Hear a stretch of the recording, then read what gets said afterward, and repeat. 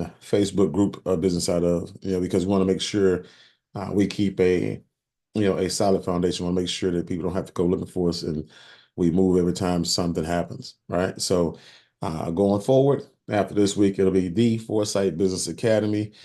Well, we know that you're rich before you do. All right. So with that business out of the way, and again, we've been telling you guys, hey, right now we are always looking to do, what's best for the group. We're always looking to get us to our goal, in a safe, efficient, and effective way, and want to make sure we minimize to eliminate our risk every time we do that. And obviously, regardless of what you do, traditional or non-traditional, there's always some risk, always some challenges, but at the end of the day, some come with more than others. Some can be avoided. And so for me, it's just like one of those things, guys, when it comes to the passive space, I'm like, y'all can have it for a minute. You know what I mean? I'm gonna let y'all make it, let y'all have it. Let's go. I'm gonna go out here and make some of this big money in some other places until y'all figure it out and get it right. And and then we'll go from there. But right now, when you look at the biggest trends that are out there, guys, I've been around for a lot of them. Okay. And so when you look at trends like juice, like let's say network marketing trends, to be specific, right? Um, you had juices that are out there, and a company called Noni was out there first. They kicked it off and they hit it really, really big. But they hit it big based on, again, you got to look at the differences of what's being sold and what's going to sell the most going forward. And vitamins were huge. Herbalife and all the rest of these big companies, Amway, and there's a lot of big companies out there moving products like herbalistic, herbalistic um, opportunities to be natural as opposed to going the pharmaceutical route all the time to go naturopathic route. And so I said, hey, look, we got a juice, and this juice is going to allow you to take one capful, and it's going to have more ingredients in it than what you take, and you don't have to take 15, 20 pills, and it'll go into your system fast, and you're going to love it, and it tastes great. Well, Noni didn't taste great, but everybody got the idea, not wanting to take a lot of pills. So a company called Melaleuca, not Melaleuca, Mona V came around, took Noni's concept, marketed it well, made the juice taste good, and they exploded to go on and have the biggest boom, for years, well over a decade in the health and wellness arena, right? And then after that, you had coffee come through. Okay, and there was a company that was out there. I forgot the name of the company that was first, and Farishi Coffee that was marketing and network marketing. But the concept worked, but the coffee didn't. Coffee was horrible, right?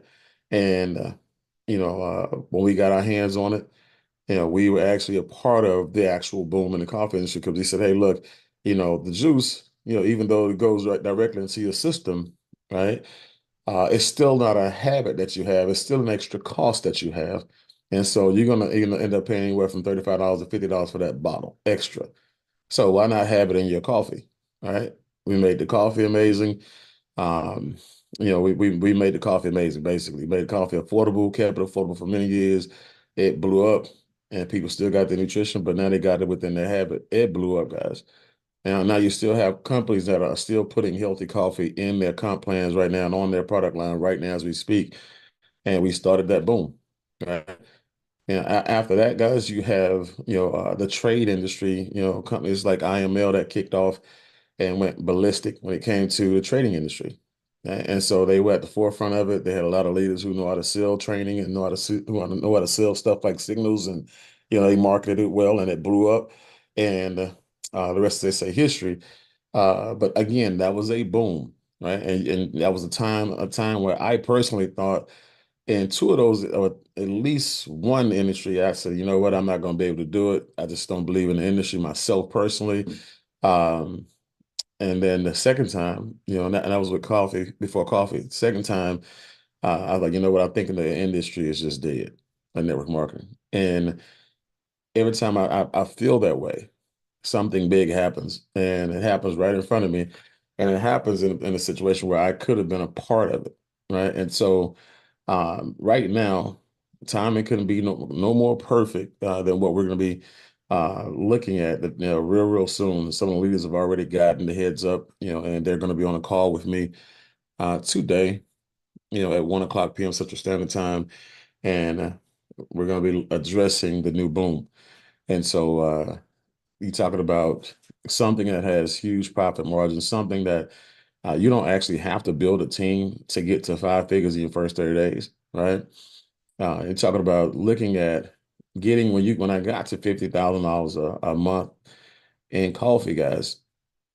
We had well over 150,000 people in our team at that time, and guys, I mean, in the new initiative we're going to be talking about, you'll be able to get there with about 150 to 250 people on your team, and that's not people who you have to personally sponsor. But if a person wants to build a team, they can actually do that if they want to build a career.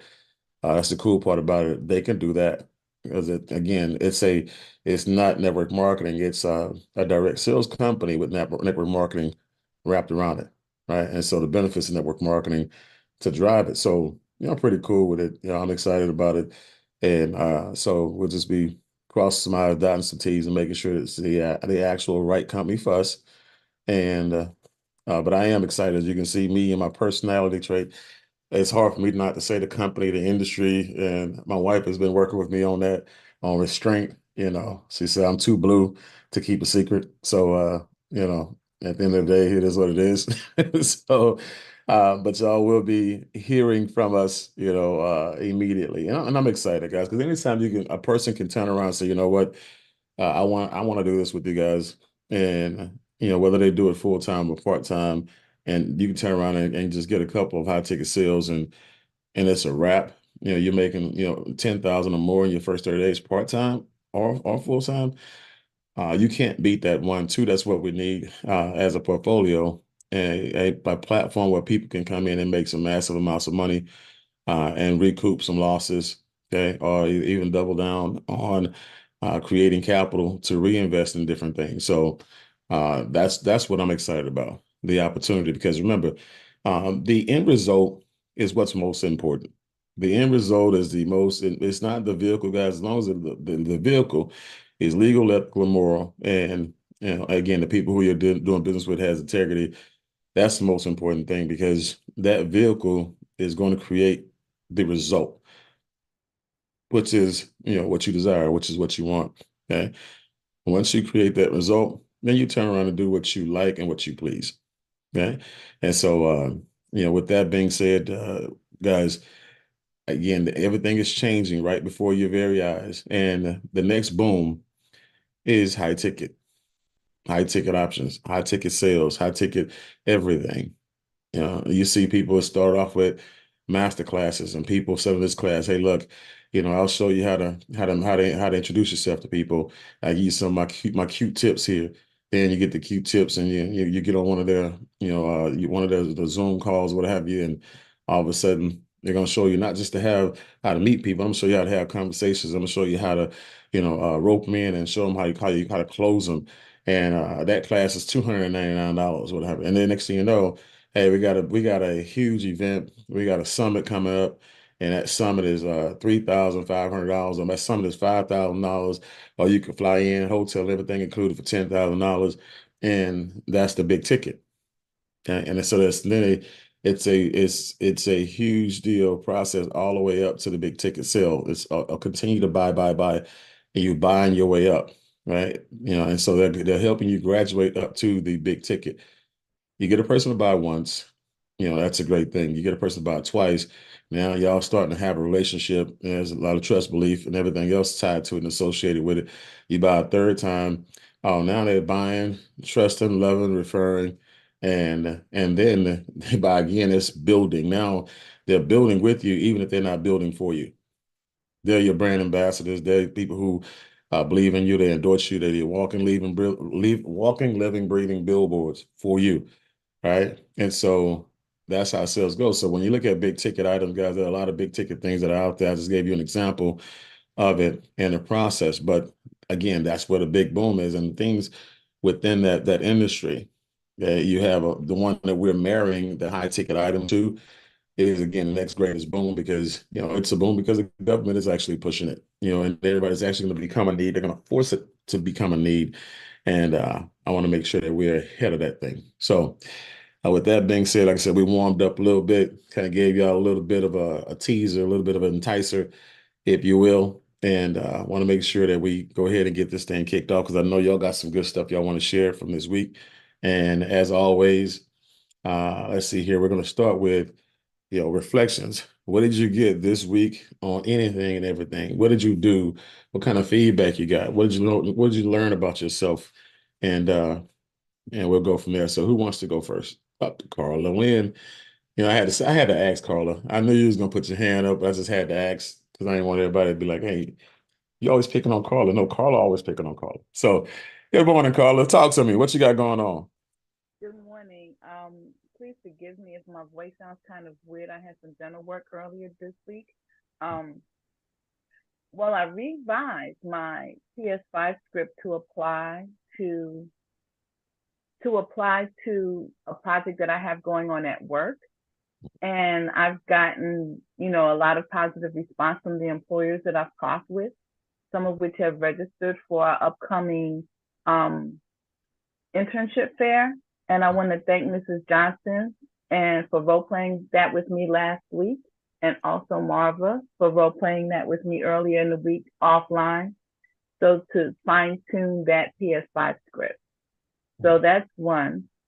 And also, I was going through the modules relating to um, the road to the sale, and of course, and that was our homework assignment as well. Thank you, Miss Angel.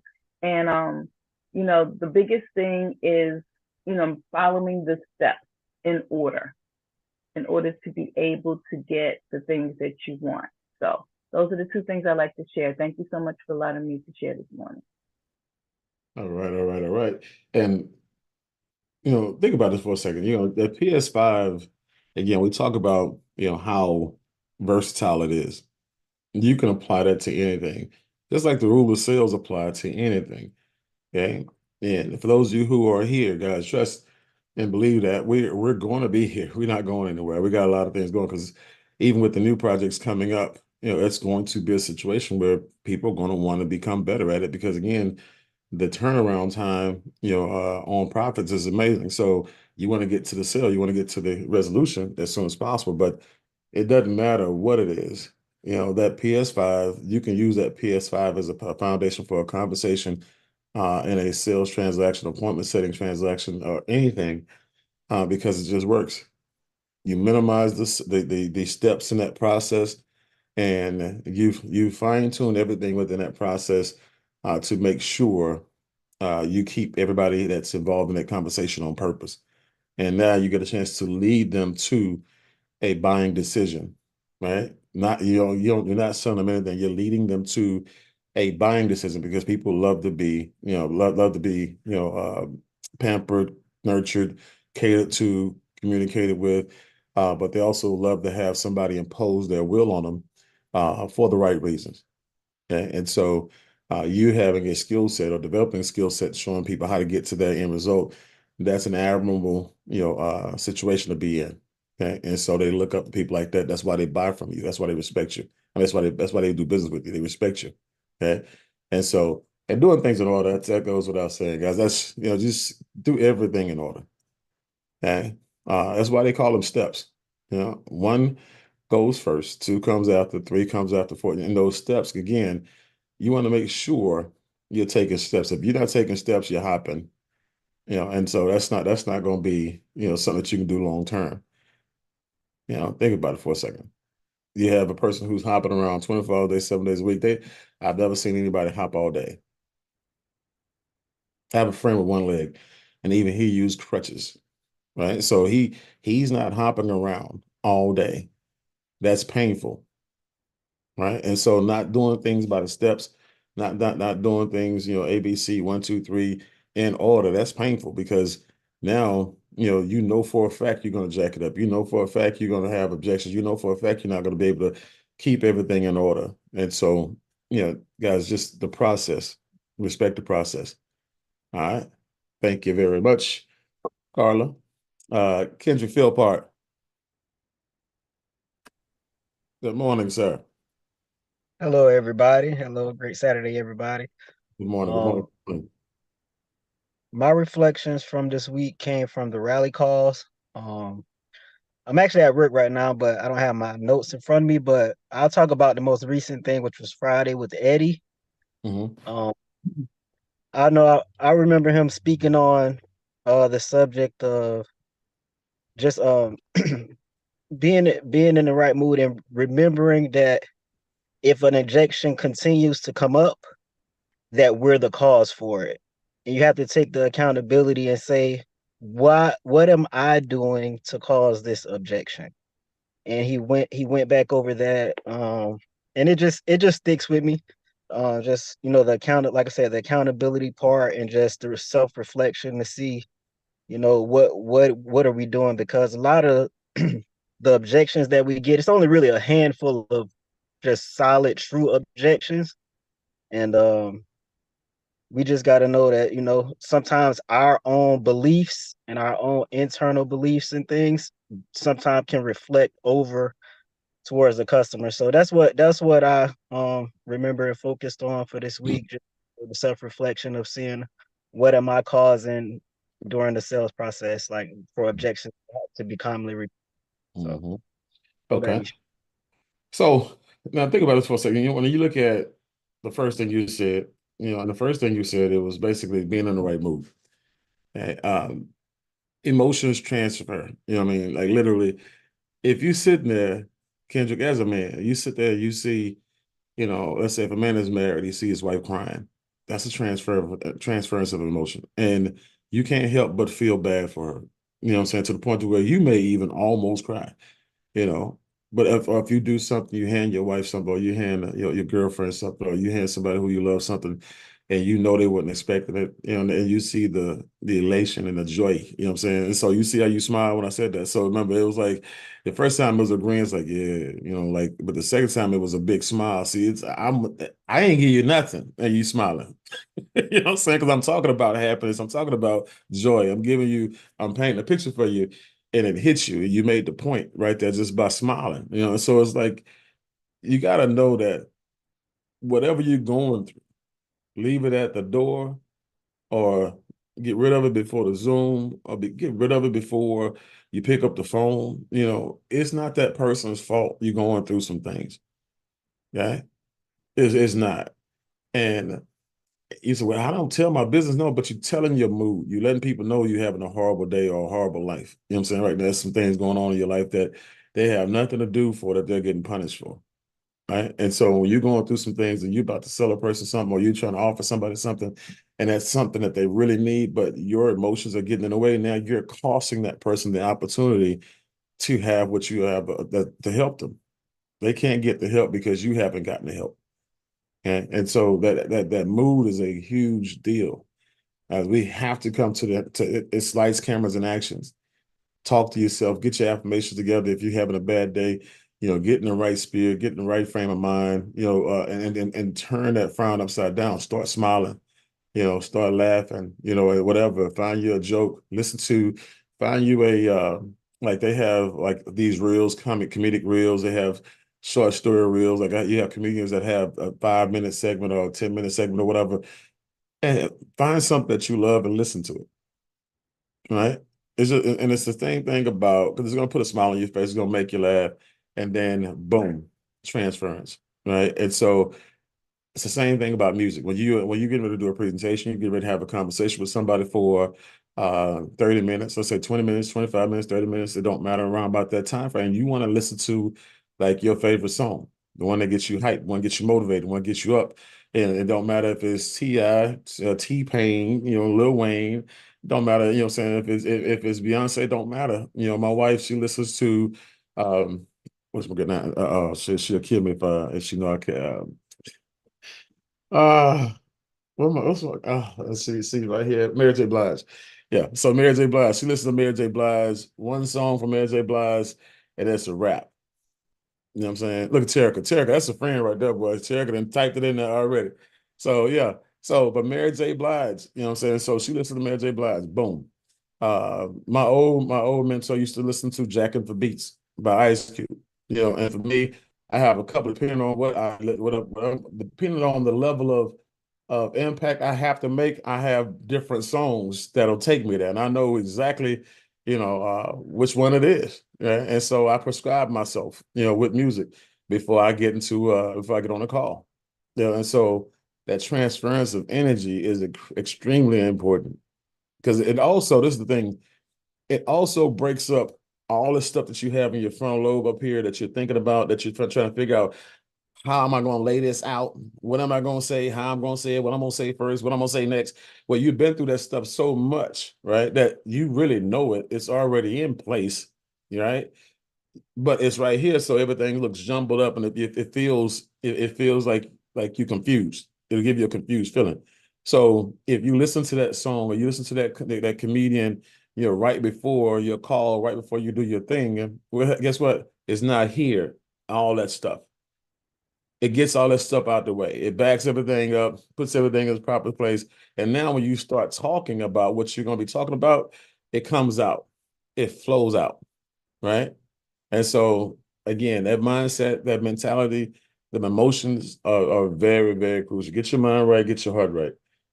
And then you are the reason for the objection, guys. Again, yeah, it's like I don't know if anybody on here is afraid of dogs, but if you know anybody that's afraid of dogs, if you're on here, if you're afraid of dogs, put a one on here for me.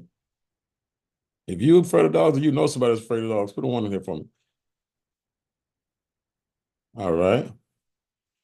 So the thing about dogs is this: when you have a dog and a dog knows for a fact that you're scared, uh, at that point in time, they really gonna mess with you because you emanate fear, right? You're basically you're telling a dog without telling the dog, I'm afraid of you. I'm terrified of you. And now your actions, your movements, everything about you, your body, like your posture, all that stuff tells that dog this person's afraid. Or it tells that dog, oh, this person here feels like he's the alpha, so don't mess with that guy. So they tell you positioning, like my dog, I always stand up over my dog. And I change my tone when I talk to my dog because I gotta let my dog know you're not gonna punk me like you punk the kids. You know what I'm saying? That's not gonna happen. So it's the same thing when you're dealing with human beings, guys. When you actually have objections and things that you're thinking about, things that you're going through, things that you thought about when you're about to buy. You start thinking from that perspective, and all of a sudden you've emanated all of that on them. You basically projected all of your fears, all your uncertainties. You've projected all of the negativity, all your personal objections onto that individual. And now they start to sound like y'all been talking for a long time. Like y'all familiar, like y'all had the same problems. And it's not that. It's totally the opposite. Yeah, it's not about what you're doing, so to speak. It has something to do with it, but it's more about who you are at the time of that conversation, and what you're going through, what you're showing that person.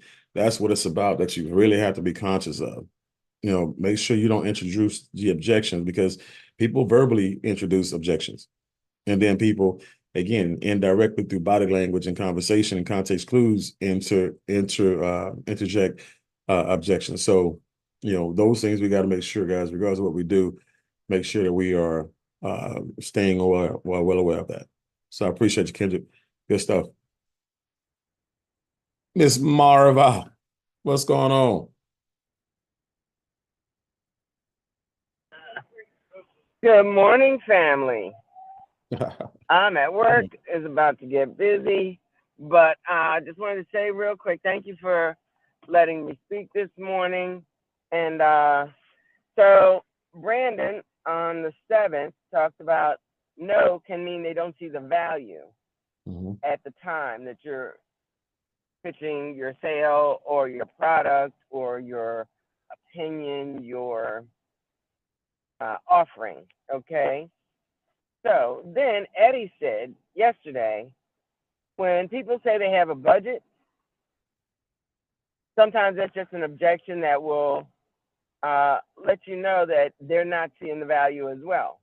So the value has to really come from our big claim. The value has to come uh, undisputably. So that's what I got from those two. And it said, be a closer. Always get an answer. Even if you get an answer that you didn't want, it's going to help you grow and sharpen and refine your presentation to the point where they're going to give you a definitive answer. And most times it will be yes, because you will help them see the value. Even if they say, oh, no, I don't want it. Well, let me just share with you, just in case you see that you have a need for it, these are the other services I offer. You know, this is what else we can get from this opportunity, or whatever your product or service you're offering, so that if down the road, and just keep my number, I'm going to keep yours, I'm going to follow up with you and see if you have a need for some of the other services, and I can show you how we can work that into your plan. Mm-hmm. That's good stuff. Yeah, appreciate you. Appreciate That's all you. I love when look, and this is so cool because it's the same thing that they do on Grant Cardone rally call. They call in from work, they call in from the car, yeah, they call in from the plane, they call in from the bus. You know what I'm saying? And so this is pretty cool stuff. So when you look at this is good stuff though. Also, when you look at no means they don't see the value. Yeah, and that's what it is. And no can mean a whole lot of things. You know, and so no means I don't think I can do it. No means I don't think it can work. No means I don't believe in you as a person who's selling to me. No believes that, it's like, and so it's no takes on a lot of faces, you know what I'm saying? A lot of personalities, and a lot of shapes, forms, and just no is just what it is. And so you got to get to the actual root. That's why you hear when people say, okay, so if you said, you don't want to do it because you really don't have the time, so if time was not a problem, would there be anything else keeping you away from it? And so, well, and then that's when you get the well, and then you get to the second thing the second thing that they're going to use to try to deflect, to try to get you to go away, to try to push back, and that's normally not the reason either, right? And so it's then after that part, I think once they finally figure out, you know what, one, they ain't going nowhere. Two, they can read right through me. Three, you know what, this person got me dead to rights. You know what I'm saying? Let me just go ahead and be honest with them because they look like they're pretty good people. Then they can tell them the truth because you put them in a comfortable place. Because if I'm selling you something, Marvin, and I know for a fact it's a big ticket item, my question to you is not going, and this is not going to come from a position of manipulation. It's going to come from a position of me caring enough to ask the right questions. So Marvin, you told me you love it. You told me that this is something that you've been looking for, and I understand the ticket price on this is X, Y, and Z. But the objection that you gave me is normally the number one objection for people who actually don't have the money or they don't believe in me. Which one is it? Or they don't have the money, or they don't believe in the service, or they don't believe that they're going to be able to do it. Or which one is it for you? And so at that point in time, you force that person to give you a specific answer. And that answer is a yes answer, because now they're telling you, they're giving you that intel that you need to help them make that decision. Okay, so Marvin, now that I know that, this is the thing. This is how we're going to move forward. We're going to make that a non-factor, and we're going to make sure we get you to this point, and this is how we're going to do it. This is and then you walk that person all the way through it. So, okay, Marvin, go ahead and get your credit card. Okay, and so that's where you want to get that person to the point to where they've given you every objection that they can give you. They've depleted their excuses, and they've run out of them, and there's nothing else that they got left to stand on. There's nothing else they can use to push you back. It's like you done got all the fight out of them, right? And so you hit them with the rope-a-dope. You laid up on the ropes with your hands up like this, and just let them punch themselves out, right? So that's important. So keep that in mind. Whatever they tell you know about the first time is not the reason. Whatever reason they gave you to know for is not the reason why. Like I said, it's fear-based. Let's see here. Yeah, let's see here. Dear closer, always get an answer. Yeah, and never leave any stones unturned. Close that cycle out again, and just sit on it. You have people who also tap around, and then they'll never give you an answer. Hope that you'll move on, or they'll try to move on and be real slick about it. And so hold on, Marvin, before you move on, can you answer that question for me? I need to get this question answered. You know, if not for you, it's gonna drive me crazy if you don't get the question. If you don't answer this question, it's gonna drive me crazy. Yeah, something. But I need you to answer this question. Okay. And so get all questions answered. Even a no will lead you to a future yes. Because a no, when addressed properly, you know, will teach you one, how to be a better problem solver, how to be better at fact finding, how to be better at standing in the close. You know, it'll be better at trial closing, reassessing. You know, and it's just gonna make you better. It's gonna give you better patience. It's gonna give you better courage. It's gonna make you more courageous because you're not gonna sit there and say, you know what, thank God she said no, and she said she's gonna call me back next week, and I'm gonna tuck tail and run like everybody else. No, that's not good for me. That's not satisfactory for me. So let's go ahead and finish what we started, and take that person through the process. But again, once you get that person through the process and you got them beyond the no, that person again believes in you. That person trusts you. That person, that's an overlying level of respect that person will have for you, even if they don't tell you, they'll show you. So get beyond those no's, guys. Get beyond those no's. All right. So I appreciate you, Marvin. Thank you very much. All right.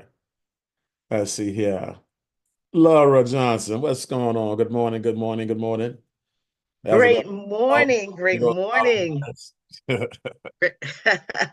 Great morning, Mr. Bean, Mrs. Bean, and GCU Warriors. That's what I like to call them, as GCU Warriors.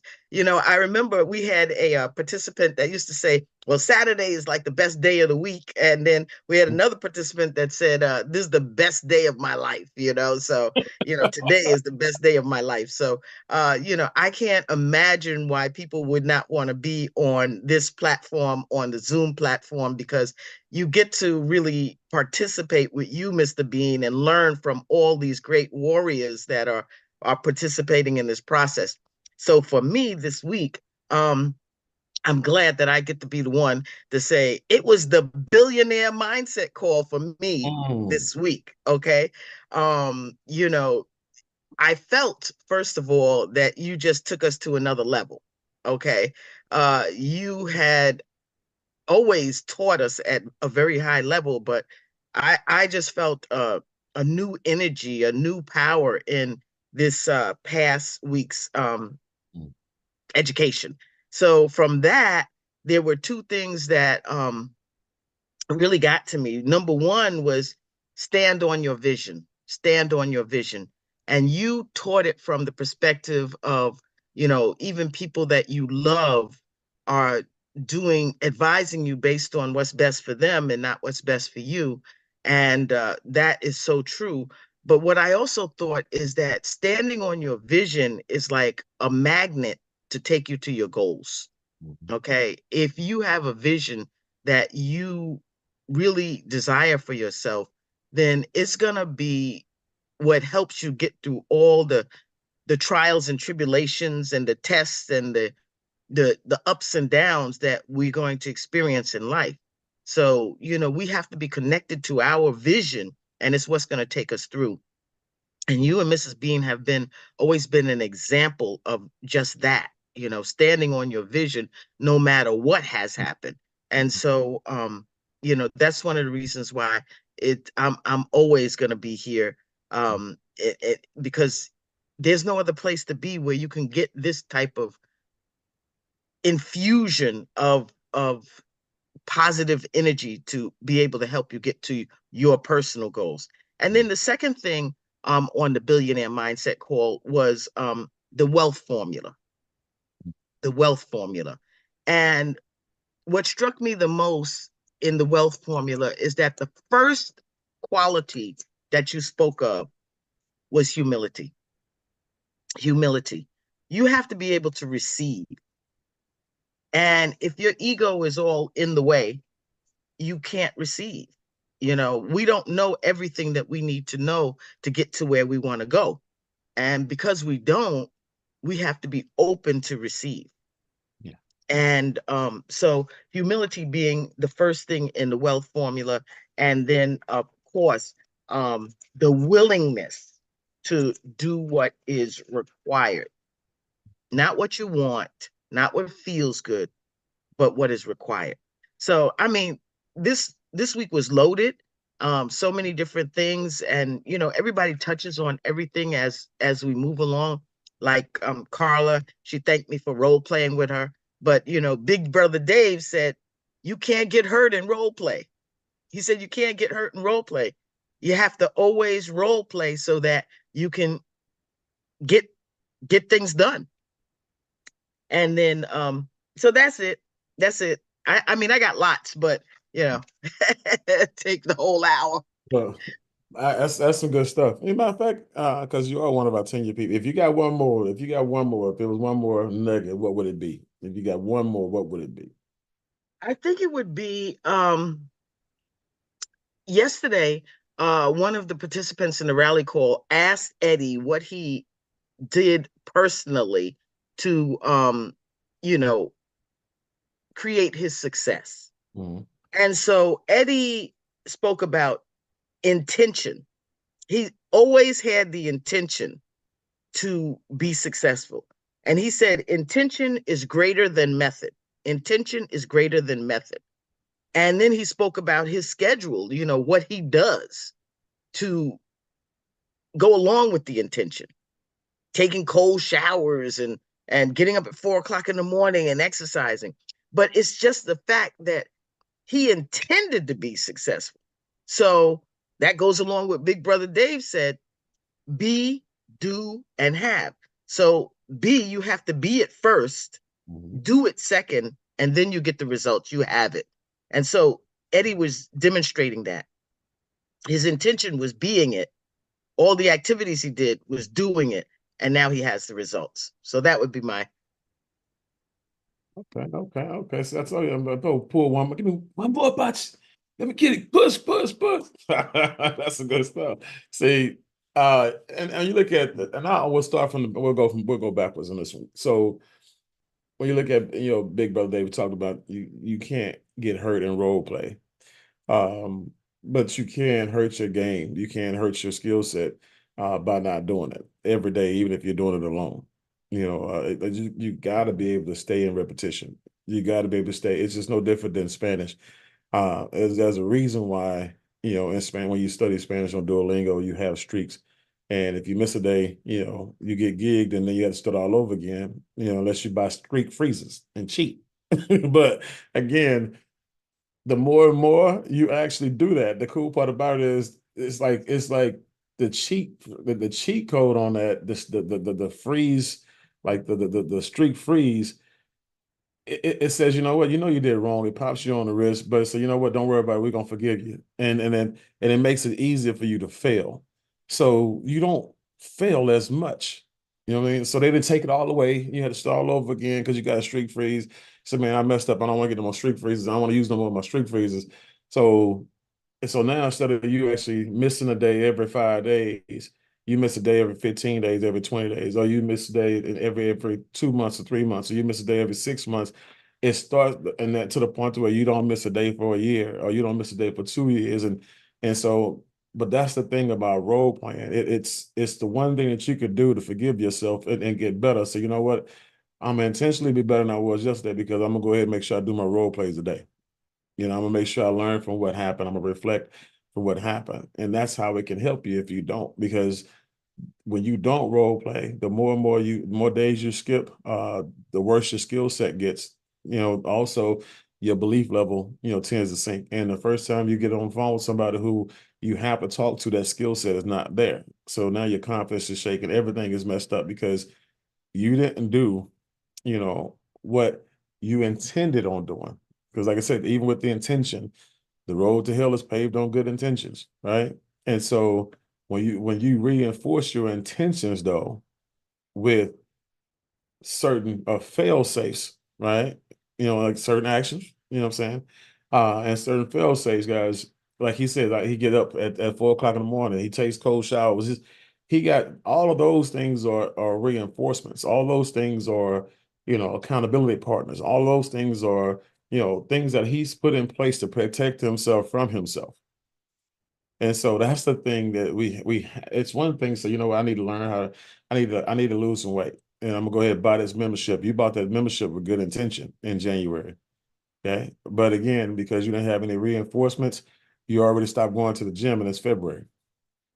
Okay? And so if y'all know some people who had good intentions, weight loss resolutions, put a one in the chat. If they and put a one another two in it. If you think they still if you think they still doing it, put another one. If you think they didn't stop, put a two. So, but that's kind of how it is, guys. I mean, so again, when you have intentions, understand your intentions have to have reinforcements. Let's see here. Oh, that wealth formula: humility, willingness to do what's required, ability times hunger equals the ideal vessel. Yeah, I'm gonna just tell you that that formula is huge. And if you look at it, like you said, the humility aspect means that I will allow a person to teach me if they're qualified. I'm not perfect. Yeah, I'm open for learning. I'm open for opportunities. I'm flexible in my thinking because if my ego is so big and I'm in a place where I can't afford to have a big ego and somebody's, sending me something that I need to pay attention to and I don't get it based on my ego and I'm making decisions, for myself when I'm not qualified to, that's ego. Right. And so humility says, you know what? I know for a fact that I'm in a place now that I can't recover on my own. I need to be more open. I need to be more flexible. Let me be more humble. Let me listen to somebody who's got my answer, not my problem. And or even if it's somebody who has my problem, because I have a lot of y'all's problem, but I also have the blueprint and the roadmap to get out. Okay? And because I've been there before. So again, most people don't have that. So that's where humility kicks in and says, you know what, I'm gonna override my emotions that are tied to this transaction and tied to this platform and tied to this leader. And based on what he's done in the past, based on what he's overcome in the past, I'm still going to listen to him. And so it's humility is huge, guys. Willingness to do what's required. I'm gonna give you guys the formula for those of you who wasn't on there, but humility plus willingness to do what's required. Okay. Plus ability. Gotta have some skill set. Amplify that, multiply that, times hunger. The desire, the hunger, and that's going to equal the ideal vessel. That means that's the person that billionaires want to that's how the billionaires identify who they work with, who they pour into. People who it's that formula, people who have those components that they can see, that's who they gravitate to. So when you look at the willingness to do what's required, guys, if I said, Marva, okay, in your security company, write down 100 things that you'll be willing to do as it pertains to what will make you be successful in your business. And if you wrote all those things down and then you had the intention to do all those things, you set forth to do all those things, you would be extremely successful. You would hit that goal and blow that goal out the water. And notice I said, if you set out to do all of those things, I didn't say if you did all 100 of those things, because all 100 of those things, Marvel, would not be required. But if you set out to do all 100 things and you intended and you on purpose, I am going to do all 100 things. By the time, Marvin, by the time you did the number 6 and number 7 thing, you will have already hit your goal. There will be no need for the other ones. Okay. And so just the willingness to do what's required. Right. When you look at Napoleon Hill, the only reason he got the job from Dale Carnegie is because he was willing to work for free to make his millions. He was willing to go through a process and experience delayed gratification, right? And not only was he willing to do it, he was able to get that answer in less than 60 seconds both times. Because the man said, look, you're going to be rich, wealthy, boom, boom, boom. All this is going to happen. And I'm going to set up all these meetings for you. And you're going to talk to all these millionaires and billionaires. And you're going to write this book and you're going to create a wealth of knowledge and everything else. And you're going to do this. And it may take you 10 years to complete it. Okay.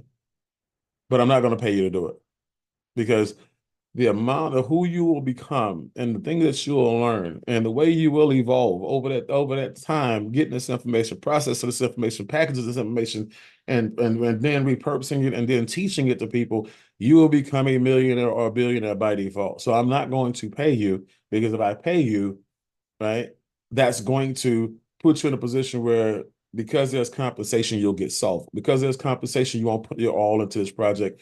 Because there's compensation, you may not even finish the project because you are comfortable. Right? So will you do it? He said yes. Less than 60 seconds. Didn't know the man had a stopwatch on the table. Most of y'all know the story. Yeah. Yeah. So he said, yeah, would you do it? He said, yeah. He said, okay, would you? I'm not going to pay you. And that was the second part. Will you still do it? He said, yes. Boom. That was the second part. Okay. So that delayed gratification, willingness to do what's required, right? Period. Some of us, remember, things have changed and evolved in our gig economy today, where you don't have to wait forever. You don't have to put 10,000 people in, 100,000 people in. Things have changed and evolved where you can actually, go out there and do some really big things, but you still have to be willing to go through the process. Okay. Then the ability, obviously the skill set. That's why, again, you guys are here. That's why Del Boudreaux's here. That's why Debbie Henninger is here. That's why Jacqueline McGee is here. That's why Jock is here. That's why Carly is here. That's why Leslie Johnson is here, along with you guys, because they are working on the skill set to increase their ability. When you do that, guys, you increase your value to the market. Okay. You have to get paid more because you're worth more. Okay. But that ability qualifies you when a person sees you and says, you know what, you're the person that I need for this process. You're the person that I need for this. Because I'm going to say, guys, I was sitting down with somebody on a high ticket situation, and these guys own this company. They're doing very, very well, very integrative people, and I love it. It's everything they do has me written all over it. But I had to let them know that in a way that they didn't think I was gushing and that I was easy. Again, I put them in a position where one is in sales, and so somebody's always buying, somebody's always selling, and so you got to know when to push and when to pull, but not eating out of the palm of my hands before it's all said and done, before it's over. They know what hit them, and they're not supposed to know until I tell them. Right? Hey, when we had that interview, you know what I did to you, right? And so yeah, and so that's when they're supposed to know, when they're on a training like this right here, and they turn around and like, oh wow, yeah, he did do that, he did say that. And so the ability, guys, this is a way for you to increase your ability quotient. This is where you get better. This is where you start to separate yourself from everybody else. You stop looking like the masses. Your need may be the same. Like, we have groups of 1,000, 2,000, 3,000 people who all have the same need, right? More money, to recoup money, right? To make money. Everyone got the same need, right? But if a millionaire or a billionaire, I'm gonna say a billionaire, looks at you, because that was the billionaire formula. A billionaire looks at you amongst a group of people, would you stick out like a sore thumb based on your ability, based on your humility, based on your desire, and they can see that you're itching and your knee is shaking because the information they're getting is going to change their life, and they can see it in you? Can they identify that, through you? Look at your resume and say, oh, this person here is a great closer. This person here does awesome, whatever it is, that ability. And then you multiply that by the hunger. When I grew up, guys, and I grew up in Fifth Ward, I grew up in the hood, grew up in projects. I grew up where it was a fight on the regular. It's just not if it was going to be a fight, it was basically who was going to be fighting, right? And I'm going to just say right now, a scared person is a dangerous person, okay? That person will hurt you worse than anybody, because that person's fighting for their life. You fight for clout, that person's fighting to survive and live and make it out alive, okay? It's the same thing for a person who's hungry, person who's broke, but they need the opportunity, but they got the skill set. They got the ability. They're willing to be as humble as you need them to be. They're willing to be the biggest sponge that they need to be. They just need an opportunity. They're hungry for an opportunity. And that hunger is there, it's present, everybody can see it. No, everybody can't see it because some people misconstrue it. Billionaires can see it. The people who you need to see it, they can see it. The people who have the access, the people who are looking for a person to fill this position, they can see it because they know what they're looking for. They're looking for a person who has to eat, not who wants to eat. Right? So this is where you again, this formula is very, very important. That's how you become the ideal method. You got to look at that formula, regardless of what you're doing, and say, how do I line up against these things here? Right? Reflect on each one of them. 1 to 10, where am I at, humility-wise? Where am I at on willing to do what's required? 1 to 10, where am I at, on hunger? Where am I at, on ability, right? And 1 to 10, all this stuff here, my average number is 5 on if I am the ideal vessel. See, we just turn this thing into a math problem. We just, what I'm saying? So if it's 5, what do I need to do to get this to a 7? What do I need to do to get this to an 8? Because the closer you get to a 10, the more marketable you become, the more you can sell yourself, right? And so, yeah, but that's that wealth formula. That's, again, you open up some stuff for us. And then standing on your vision, guys. I've been taught, and I've taught my whole entire life at network marketing, that what you focus on expands. Okay. What you focus on consumes you. Okay. But the thing that can benefit most of the people who we're dealing with right now, what you focus on can distract you. Okay.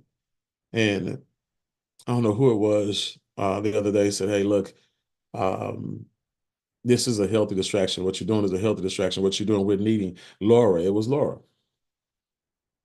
Actually, since I'm looking at Laura, and I would just talk to Laura, it was Laura. And so you have no idea, how these Saturday morning trainings, these millionaire mindset trainings, all these things actually distract us from the things that we're going through. Okay. And when you have a healthy distraction, guys, it helps you grow through things. It helps you put things in perspective.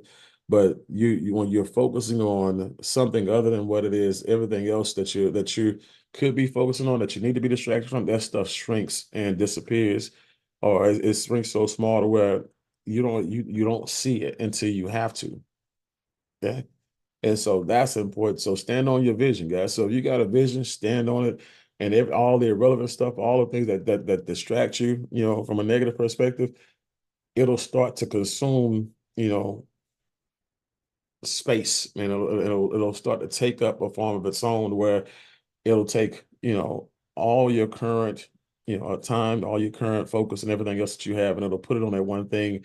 And, the other thing will get weaker, and it'll get weaker, and it'll fade away. Right? Oh, it'll make it a whole lot easier for you to compartmentalize that situation, and you can come back to it when you want to, not just because it's sitting there hunting you. Okay. So again, it's not just what you focus on expands, but now write that down. What you focus on distracts you from everything else. They are good distractions that are out there. So Laura, I appreciate you this morning. You came here and brought some good stuff here, gave us some things that we can talk about and chop it up about. All right. So let's see here. We have Angel Tran here. Great morning, Mr. Bean and Foresight fam. Man, that's a mic drop. Why am I always going after a mic drop? As always, Mr. Bean, you are always, pushing me to greater heights. So I always have to go after a mic drop, right, to get better. So Miss Laura Johnson just laid it all that I was gonna say, and then you asked her for more. Finally, I got something, and then you're like, well, give me one more, Laura. And then she just blew everything I had. So now I'm just at stage 1. But you know what? I got to get better and find one, right?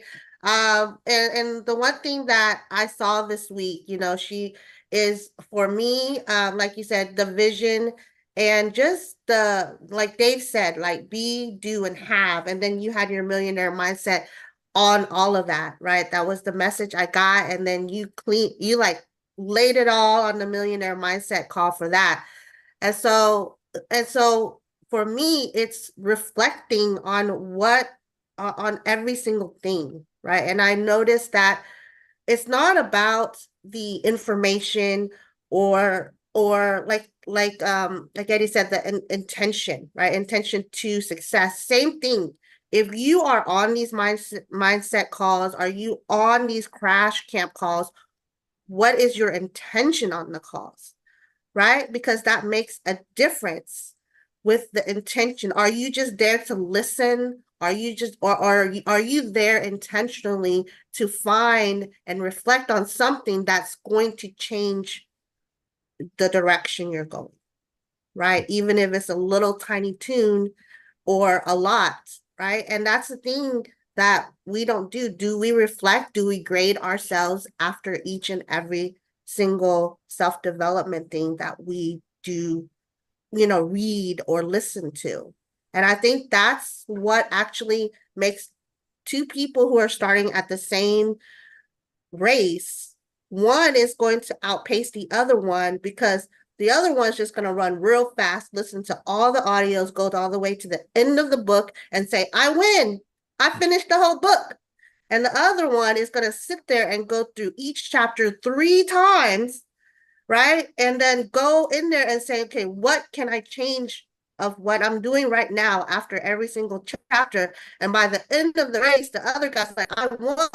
They take a whole assessment test, and the other guy failed because he's like, I don't remember anything. And the other guy gets 100. And so that's what that I love about what your calls are. And as I'm growing and as I'm developing for ever since Organo, I'm gonna say I was that, hurry up and finish line, to now it's like I'm taking the time to delve into everything that you're saying, reflect each time, and then get better. Like they'll always say, 1% every day.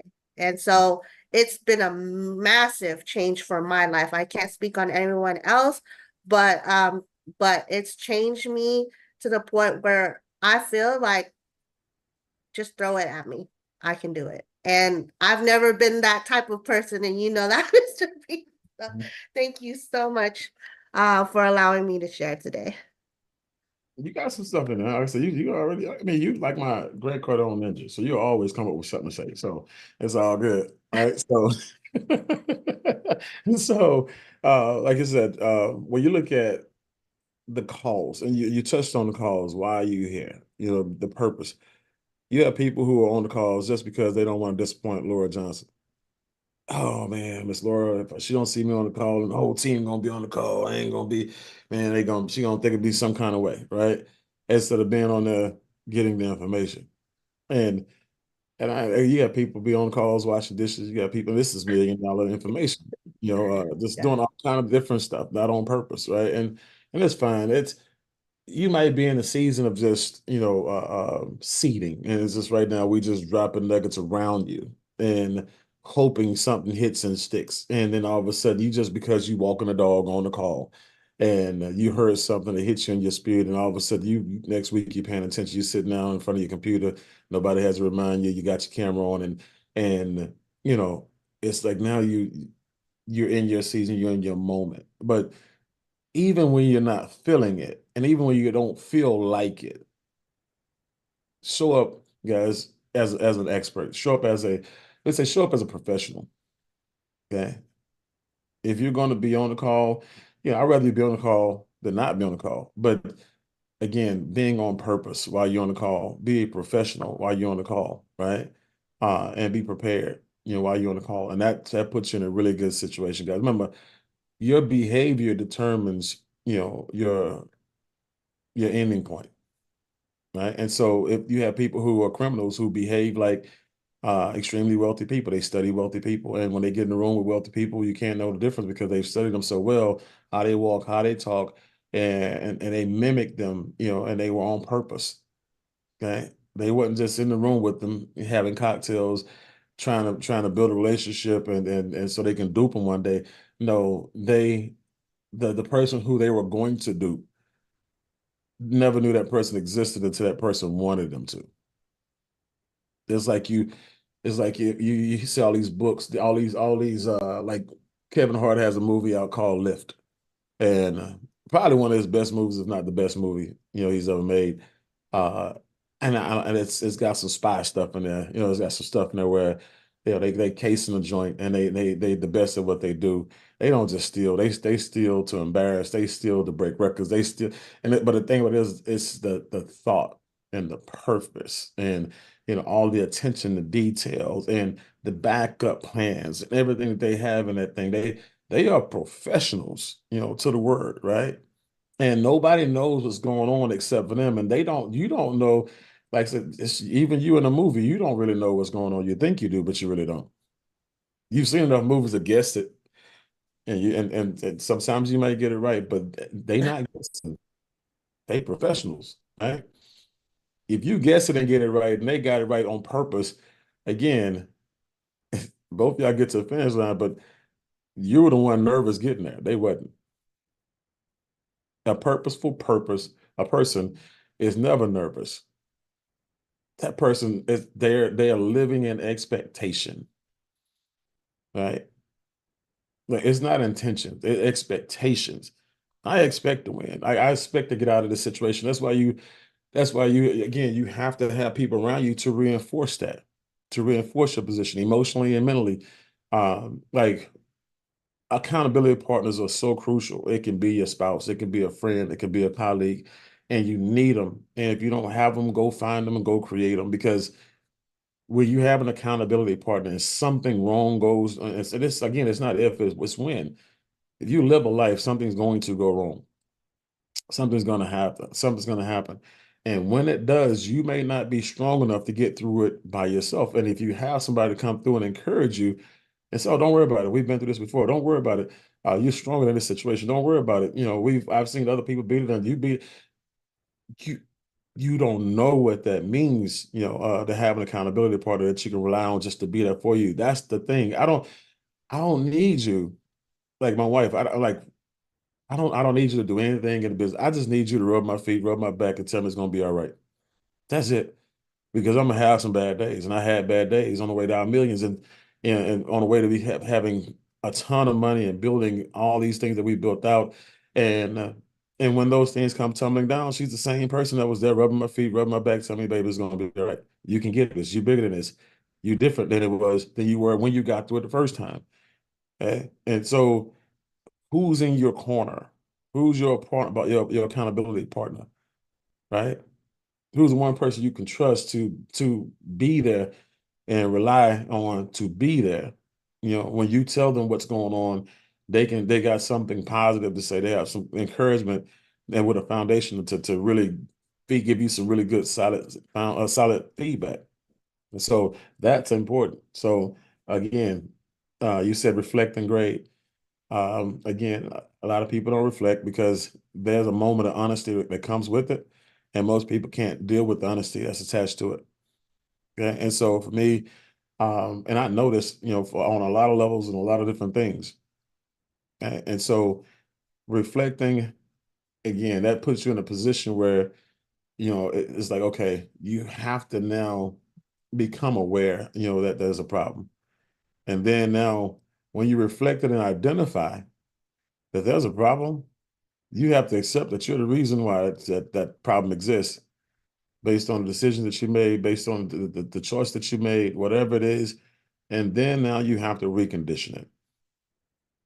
And again, that's the thing that people are most fearful of, is the process part of it, the part that you have to now, after you've, reflected on it, after you've assessed the situation, after you realize that there's something that has to be changed, and it can't go any further. It can't change and won't change unless, and from a sound position, unless you accept the fact that you're the reason for it, and then it won't change and correct itself unless you go out there and recondition yourself.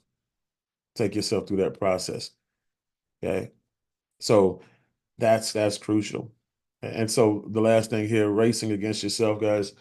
I love that analogy you use, Angel, where you got a person who will race just to say I was first, right? And then you had a person who doesn't care anything about who comes in first. It's just that they don't come in last in the game of life. That person's going to be thorough. That person's going to be, and y'all hear me, like, I don't care. You can listen to the audio fast, and you can tell me what you liked about it, but I'm gonna listen to audio over and over and over again and tell you how many millions of dollars I made off of it. I'll tell you how many lives I've impacted for you, or tell you how many programs I created out of it, you know, because I listened to it over and over and over again. My purpose was not to beat you. My purpose was to get enough information where I can be dangerous. I can now repurpose that information for our agenda. So run like a gazelle, run.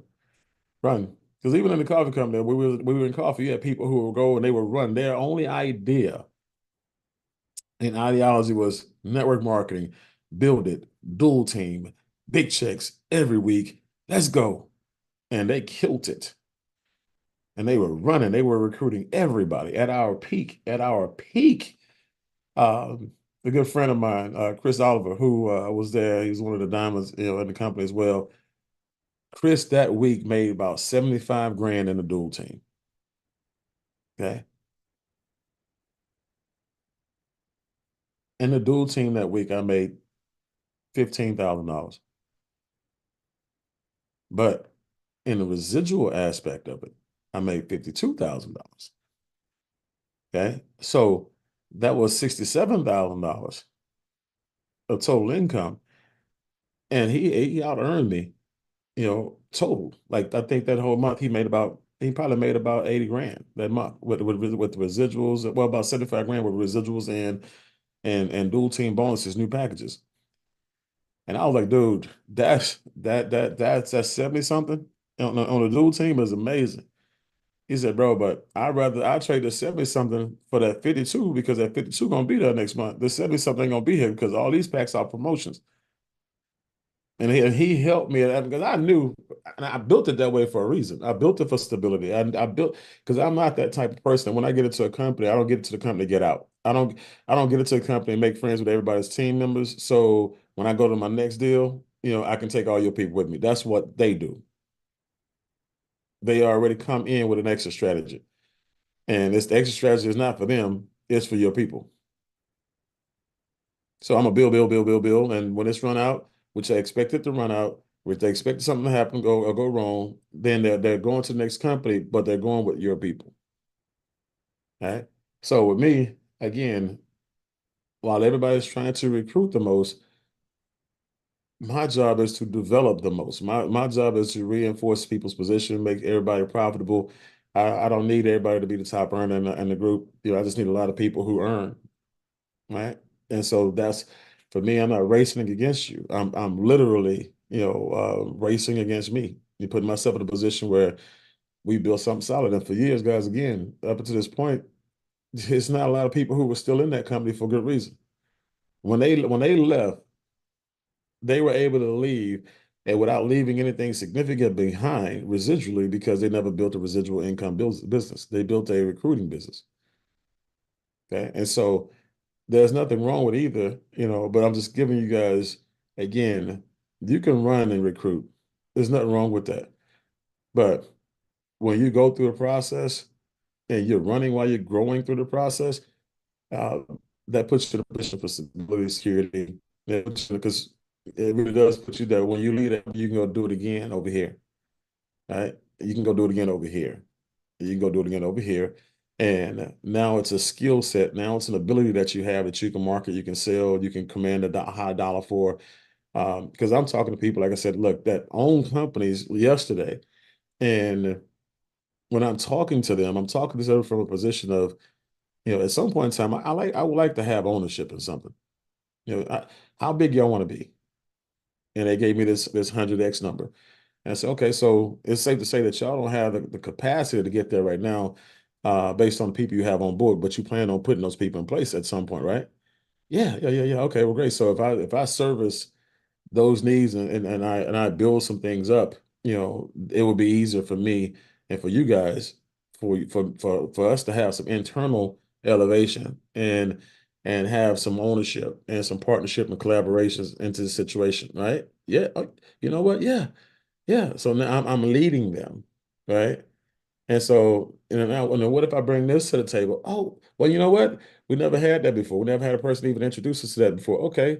So, and I'm just leading them. And so to once where now we're on a very familial basis, after our second phone call. And so now after the first phone call, it was already a wrap. But there's a process that I put them through. It's called the Sam Bean experience, right? And when I put them through the Sam Bean experience, they had no choice but to love me, Laura. They have no choice. They have no choice. It's like they don't know. They didn't know what hit them. And it's like this man got off the phone and said, okay, I gotta get off the phone and talk to my partner. And just like my wife, I talk everything with my wife. So man, take your time. It's all good. Trust me. And so it's like they just God ordained it. You know what I'm saying? My creator ordained it. And it was meant to be perfect people because the people he sent me for the partner with first was horrible. And I'm glad he showed me how horrible the situation was. And he just went on and showed me, who they were as opposed to showing me their representation. The representative was out to lunch or something because it was a bad situation. And I saw nothing but bad habit, flaws, all kind of. I'm like, it was a lot of red flags, and I'm like, stay away, stay away, stay away. So next company, let me interview this company. Let me see what they got to offer. Let me see what they can do, and that's what that's what it was. I gave them the Sam Bean experience. Y'all have to give people that experience, but that process as everything that you learn in this process has a return amount attached to it. There's a return, like literally, when you learn scripts, mastering scripts will increase your income. Mastering, using them, and then teaching them, developing people who will now use them, that now exponentially grows your money, right? Problem solving, Q&As, learning how to build systems, learning how to do that. Everything you go through in this process, guys, it grows your value to the market. And it puts you in a position where you have way more to offer. Your resume is very, very diverse. And even though, when it comes to the collaboration that I'm doing with these companies, with this one particular company, I didn't have the criteria or qualifications that they needed, from a standpoint of experience, anything like that they needed, that they were looking for to partner with.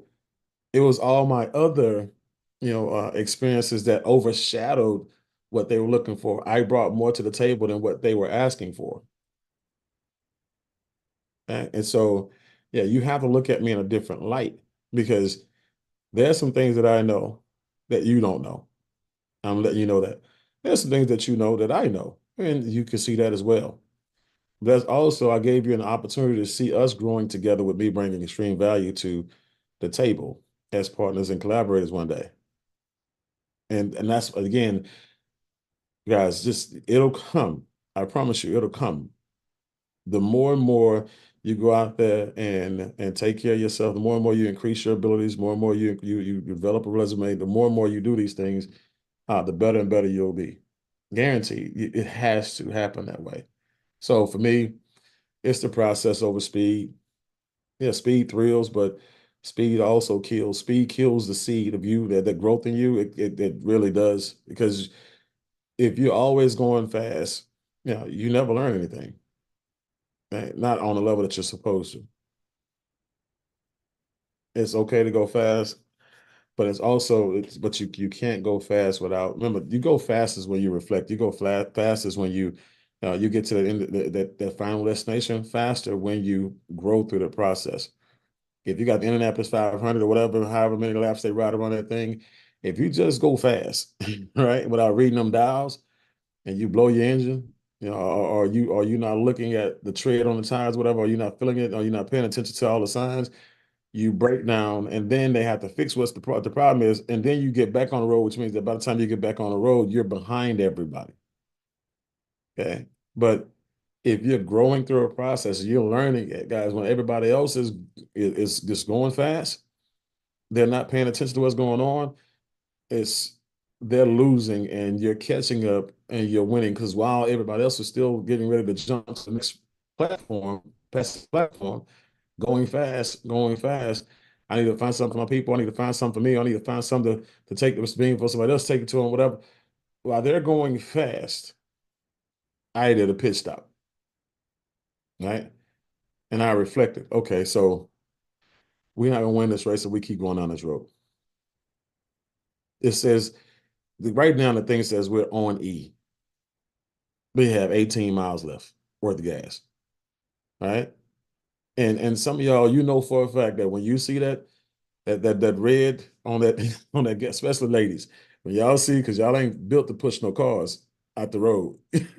So when you actually see that 3 miles before you go all the way empty, you get to a gas station right away, you fill up. And so I had to pull over.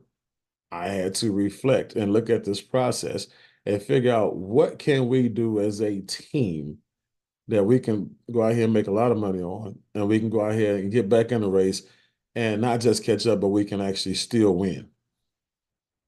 And that's what leaders do, right? And I'm gonna just tell you, it's coming to all of y'all that are going through these processes, because all this stuff that you're going through and growing through, you're journaling, right? And so always keep a record of your experiences, good, bad, otherwise. Because if something went down, you say, okay, so how do we recover? How do we pivot? Right? What do we do? How do we do it? And so when you get to that point, you see how, that's when you go to what would Buffett do? Or what would Bean do? Or what would Oprah do? Or whoever it is, and what would they do? What would Gates do in this situation? Right? So that's some good stuff. Angel, again, you brought some good stuff to the table there. Let me see here. Oh, yeah, the principle of the tortoise and the hare. There you go, Marvin. Yeah. It's funny because, and you know what? It's funny because I was Terica and Major were over to the house last week, and we had lunch, and we were just hanging out. And it's funny how these childhood analogies kick back in and come back to kind of teach you that grown folk lesson. You know what I mean? The tortoise and the hare. And we were talking about the grasshopper and the grasshopper and the ants. How the ants were still going out here doing their thing and going through their process, and these grasshoppers around here jumping in all these extra platforms and stuff like that without paying attention, without actually doing real work. And they are going to be trying to move in with these ants in a minute. And so, I'm a king ant. So again, we're gonna have people coming back in trying to find a place to stay during this winter, because it's about to get cold for some people. Like metaphorically speaking, there's some people who are not prepared. There's some people who are not plugging in, and there's some people who are detached from the actual answer. And again, that's never a good thing. But what we have to do is we have to make sure we put ourselves in a position to help them. So when they finally come through and say, you know what, it's cold out there. I need a place to stay for a minute. I need roof over my head, some warmth, a meal or two. Let me know what you do so I can contribute to the household and get through this winter. You have to be fit. Your house has to be in order, right, for that to actually happen. So, but that's good stuff. I appreciate you, Angel, for bringing that to the table. Angel, you got anything else? You got one more? Can you give us one more? Yeah, I can't just do Laura like that. Like, you tenured too. Anything that you want to reiterate on anything that I said that we talked about?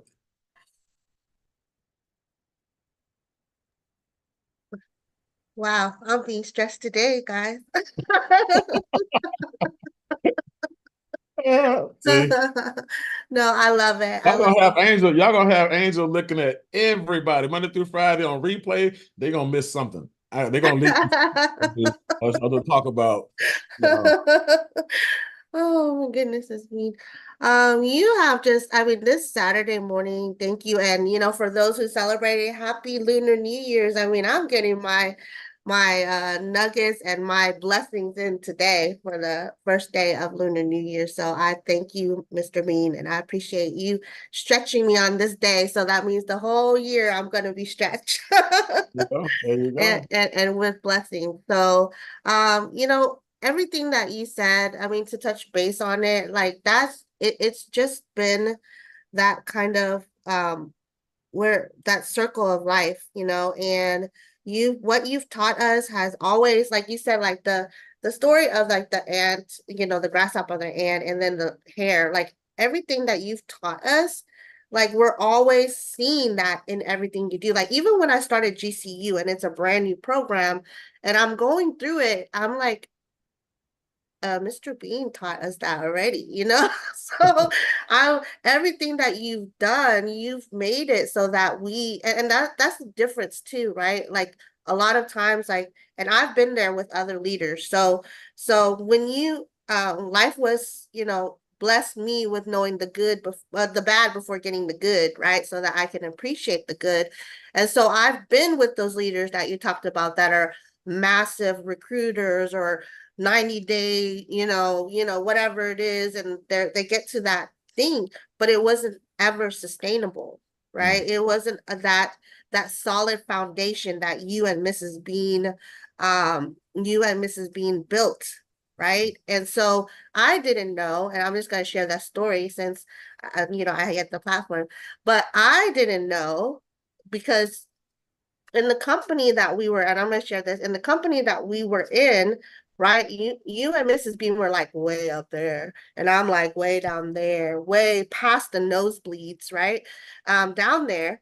And so, we had leaders that would keep us little ants away from the rest of the people. And so we were like little like basically on an island that leader was, had built for us. And we had no idea what was going on around us until the leader left. And then we're like, oh Lord, what do we do now? Right.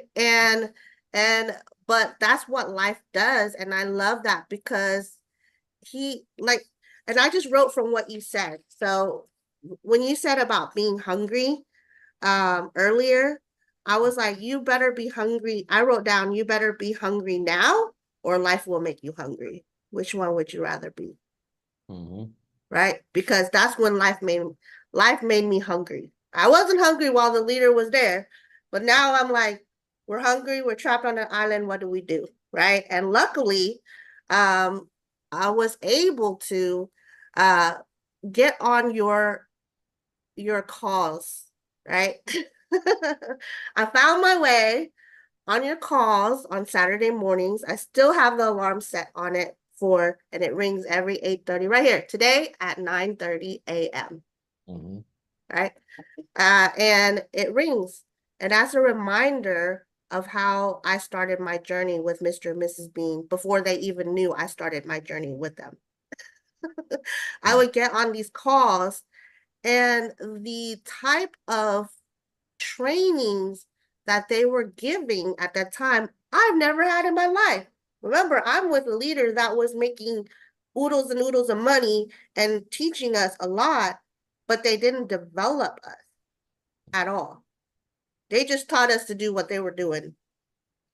But they never took the time to develop us to the point where we could stand on our own if we want to. We could leave Mr. and Mrs. Bean's tutelage and go and be successful somewhere else, but we don't.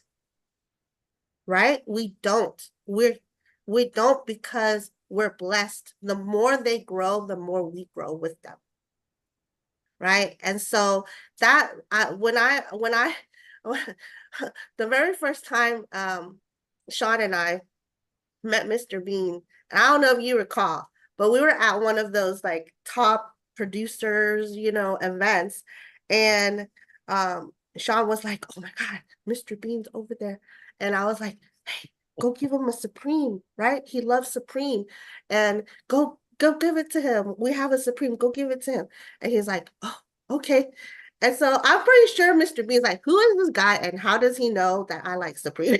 I didn't know who he was. I knew how he knew because that's all I talked about. But I was you're all you talk about, but we're not on your calls. We're not supposed to be on your calls, And so he was like, oh yes, and they're like high celebrities, right? So in that, because we were not able to have access to them, so they were celebrities to us. So when we see them, it's like a celebrity sighting, So So I was like, yes, give them Supreme, walk away. That's all good. Like we're so happy we get to meet them and even like brush across, brush arms and stuff. And so it's so amazing that I'm able to, now, from that standpoint of being celebrity and now being able to be part of the Foresight family. I'm so grateful for that. And everything that you've taught from day one there still applies now. And that's what I mean. Your teachings is going to take us further in life. And most people don't understand, like, it's priceless because I'm seeing people drop 5 to 10,000 and don't even get half the stuff that you teach, Mr. B. Yeah. Literally. Trust.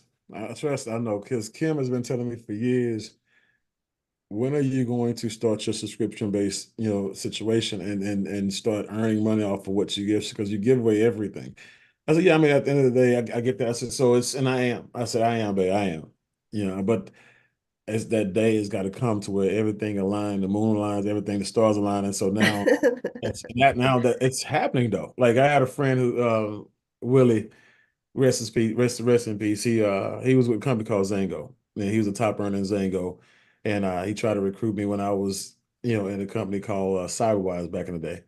And he didn't recruit me, but he was a real cool guy. We stayed friends. We used to meet up at this piece of joint, off West Time and sit down and talk about the industry. And but he would tell me, you have a great story, you should write a book. And I told him, I said, one day I will write a book. I said, but I don't want to write it prematurely and be one of these authors who ain't got nothing to write about, who have no basis, no substance, no nothing. And this is, keep in mind, this was back in 2003, 2004 when he's telling me. So imagine, who I was 20 years ago. He thought I was cool then. But boy, if he could see me now, right? So I got so much more to write about now. I mean, there's just so much more to me than it was 20 years ago, right? I've done so much more good. I've learned so many more things that I can write about. But you have people who see it in you, right? And again, that's the thing I always loved about him. He always saw the best in people. Always promoted and like I said, and so told you, hey, look, this is what you do. Your story is great. You should. And so I was always saying, hey, look, if when I wrote a book, even though it really wasn't the reason I'm writing the book, I'm going to probably dedicate a book to Willie, just based on the fact that, he saw it in me before anybody else did, so, but that's all the charts right there. So, and this thing, like you said, going back to, what you was talking about earlier, you just brought some good stuff up, man, first of all, at some point in time, guys, y'all got to know that all those people that we were sitting amongst, like Angel was saying, that we were sitting amongst, all those people had industry names.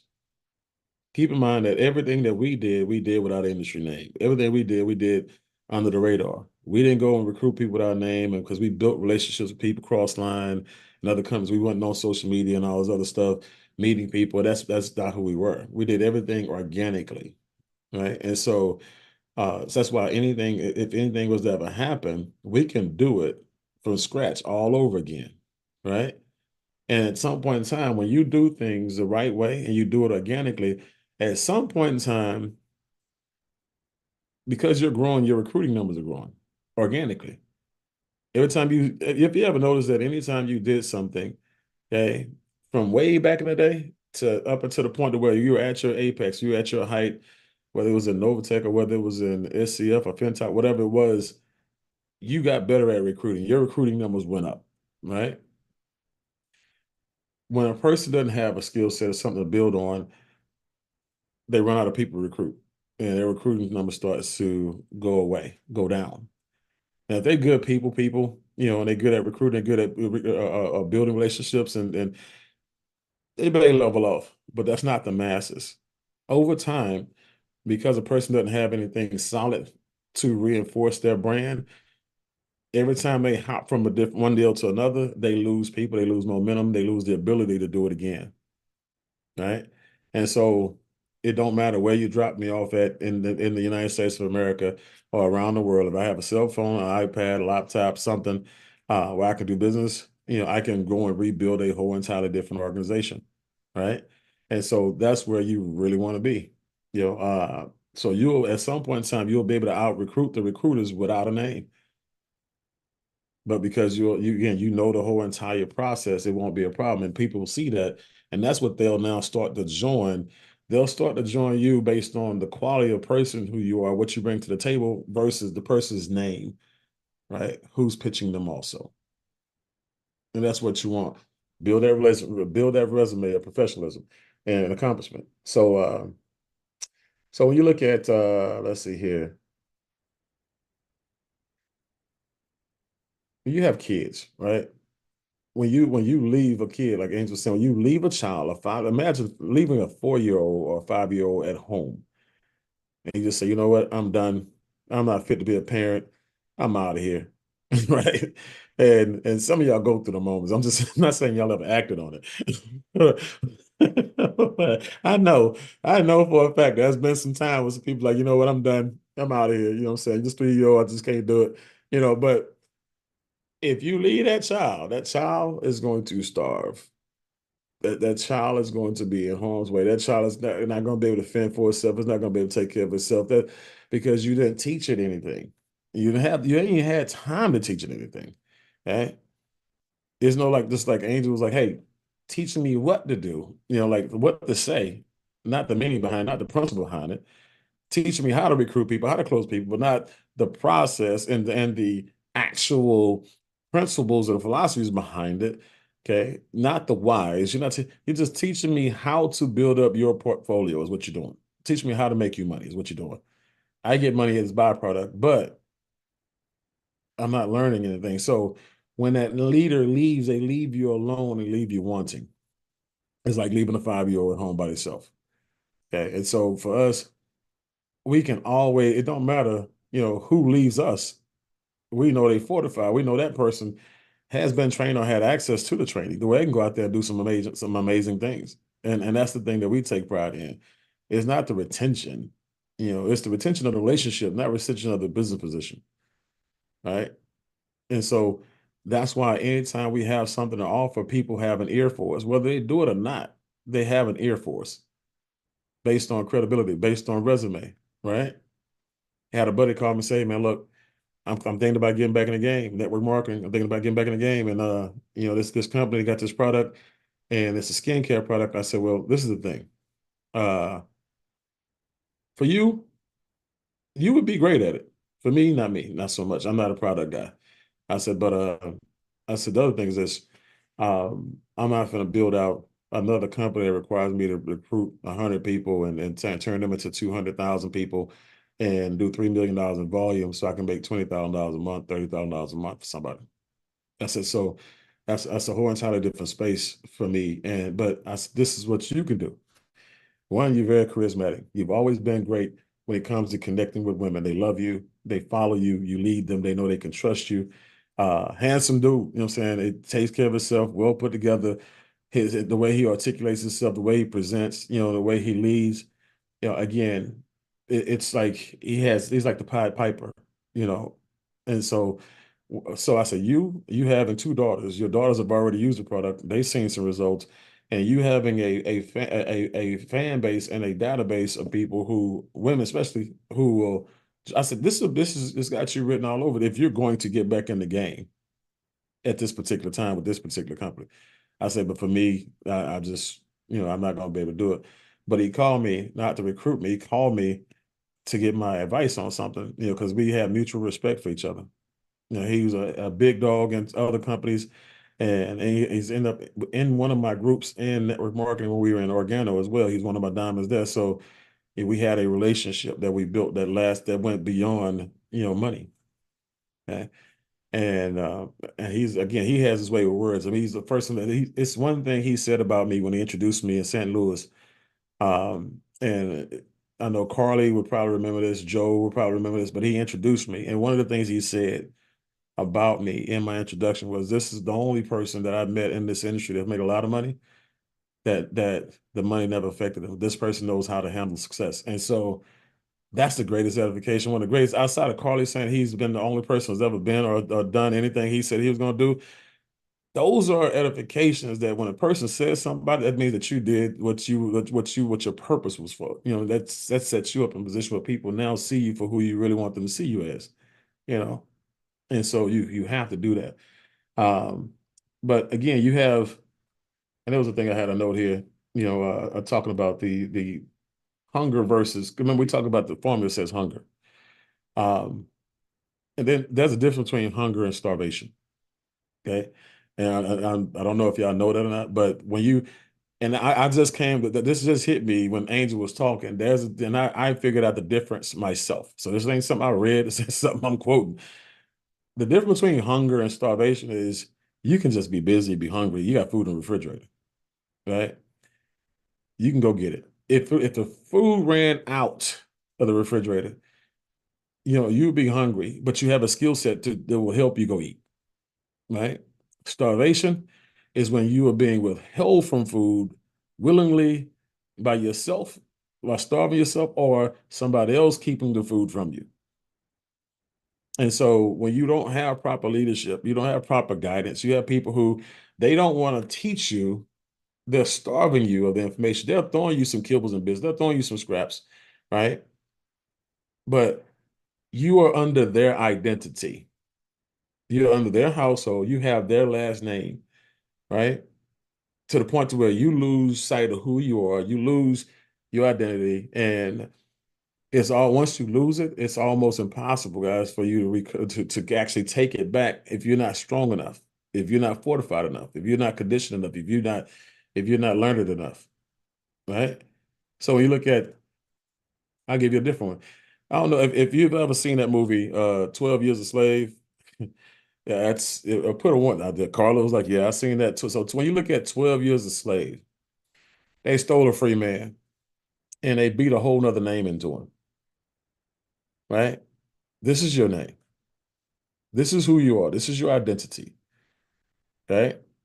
To the point to where the man was prominent enough to be looked for, right? He had friends. He had people who he was connected to, okay, who had power, who had access, who had resources, and they came and found him.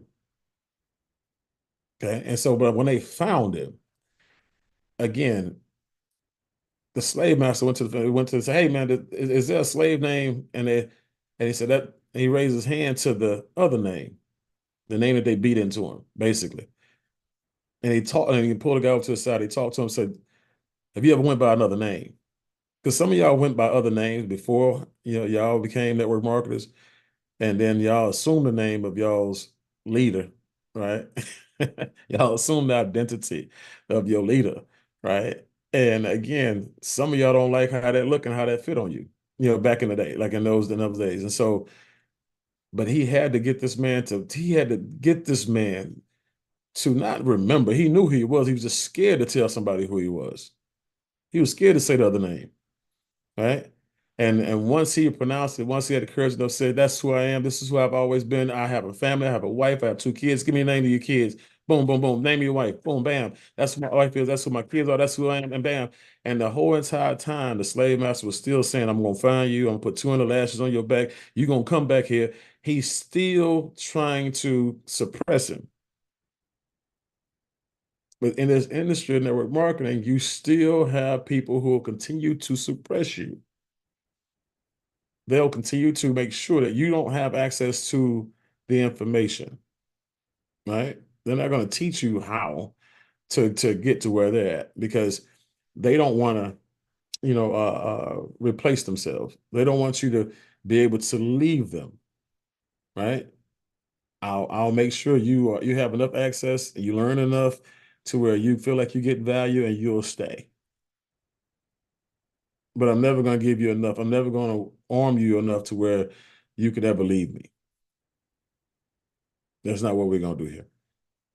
Okay? And so, again, you just know that it's okay to be hungry because you're in control when you're hungry.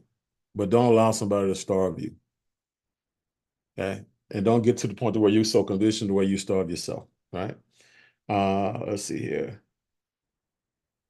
Yeah, Angie, okay, that was some good stuff. Yeah, so just like I said, you see, you pretty much almost took us home. So, you know what?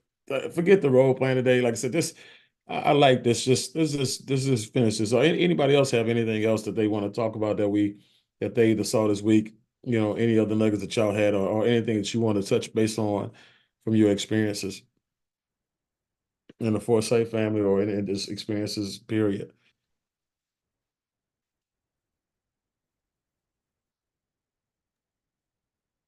Well, I do want to share one more thing, Mr. Mean.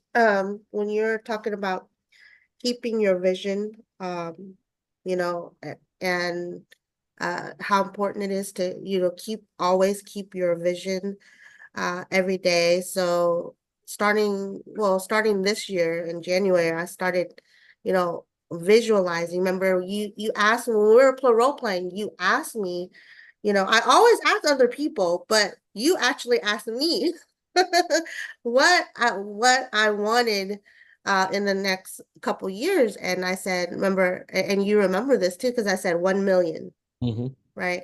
And that was the number that I wanted. And so you're like, well, have you done it? Have you made it before? And I said, no. And you said, well, start from here. But I always just kept on remembering that vision that you were that you had drawn out of me. And I was like, yeah, but I want to work towards it now, right? I don't want to wait. I want to work because you put that little, it's like the little the little seed in there, right? And so I'm like, it has to grow and it has to grow fast. And the great thing about you putting that little seed in my mind is that once I just kept on focusing on it, like the whole everything shifts to to what I'm looking for. Like things are coming at me now where I'm like, hey, it's possible, right? It could be done. You just need to reverse the things that you're doing, reverse engineer certain things that you're doing in order to make that happen. And it was because you put that seed in January for me when we were role playing. And that's why role playing is important. Not just being the person but also being on the other side, the buyer, the prospect, because it also opens you up for yourself, what it is that you want, right? So both sides of the role play is actually very important to be on. And so I love that because now what you focus on, your vision, if you're envisioning it every single day, like for me, I was living in high rises, right? For a lot of times. And so my vision was I want to buy one, right? And buying one is gonna be at least 1 million or more, right?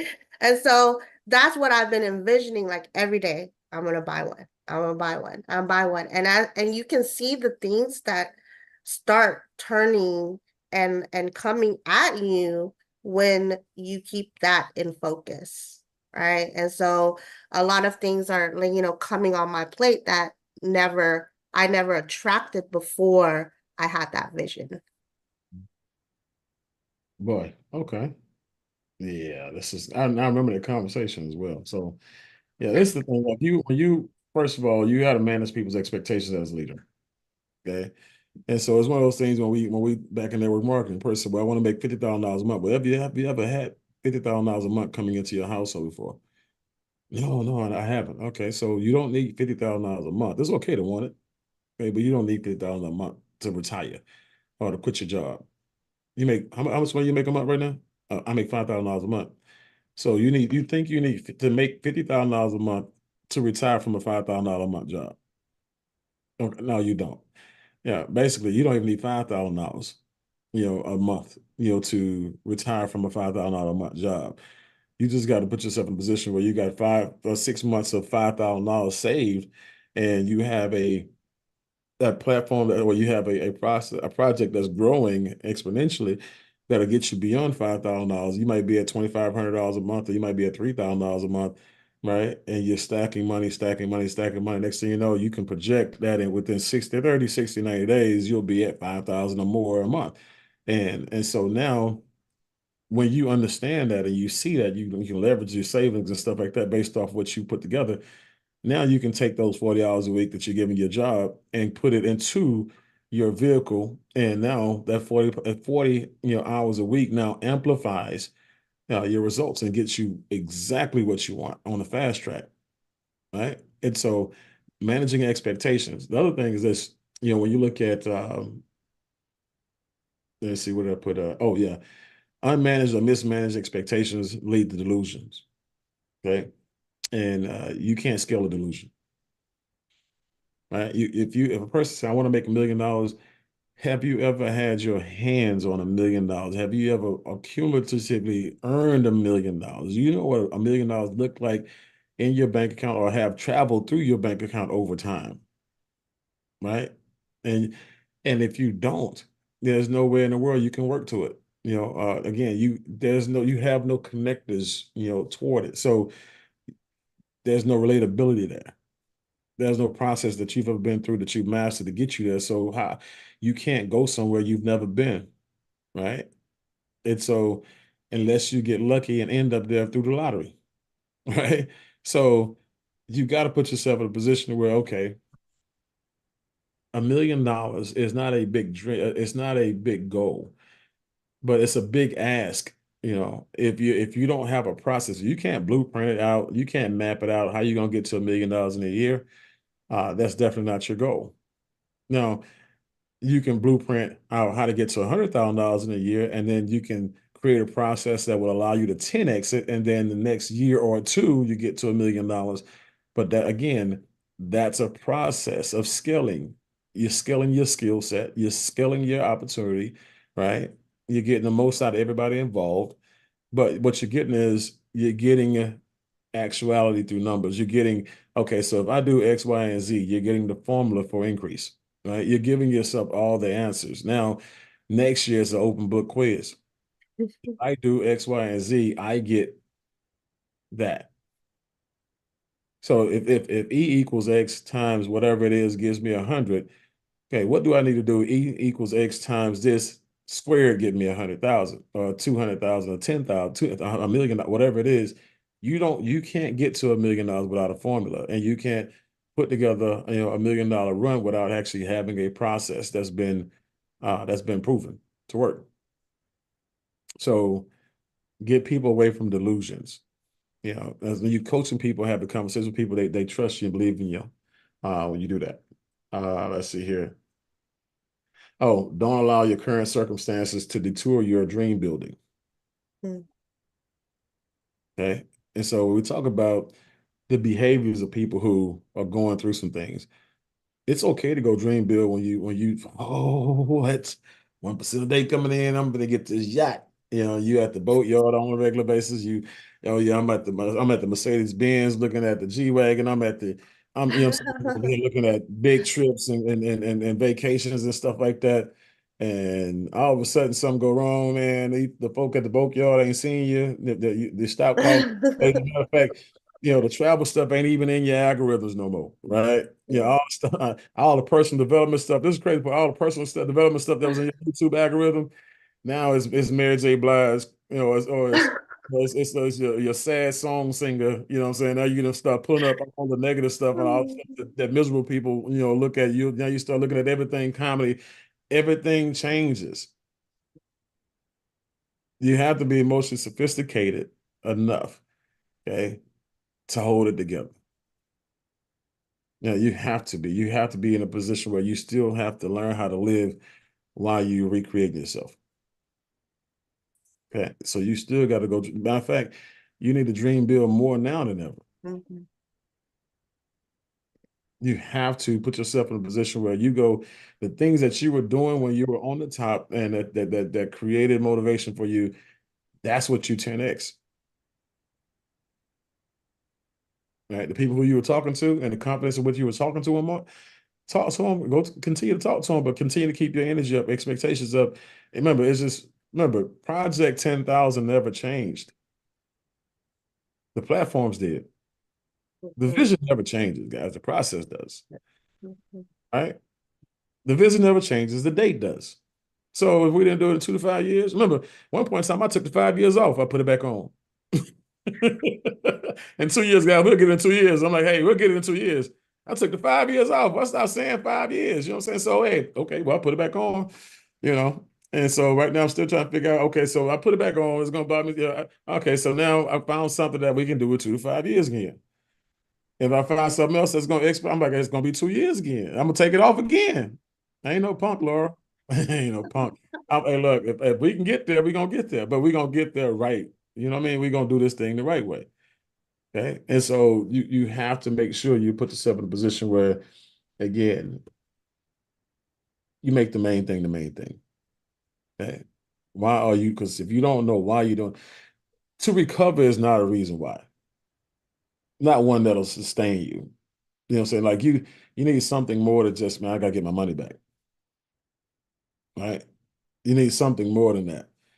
So you have to put yourself in a position where you still have to have those other add-ons, those value add-ons for yourself. Hey, there's a lot of stuff that I still want to do, and I'm still gonna do. I just have to change the date, but I'm not changing the vision.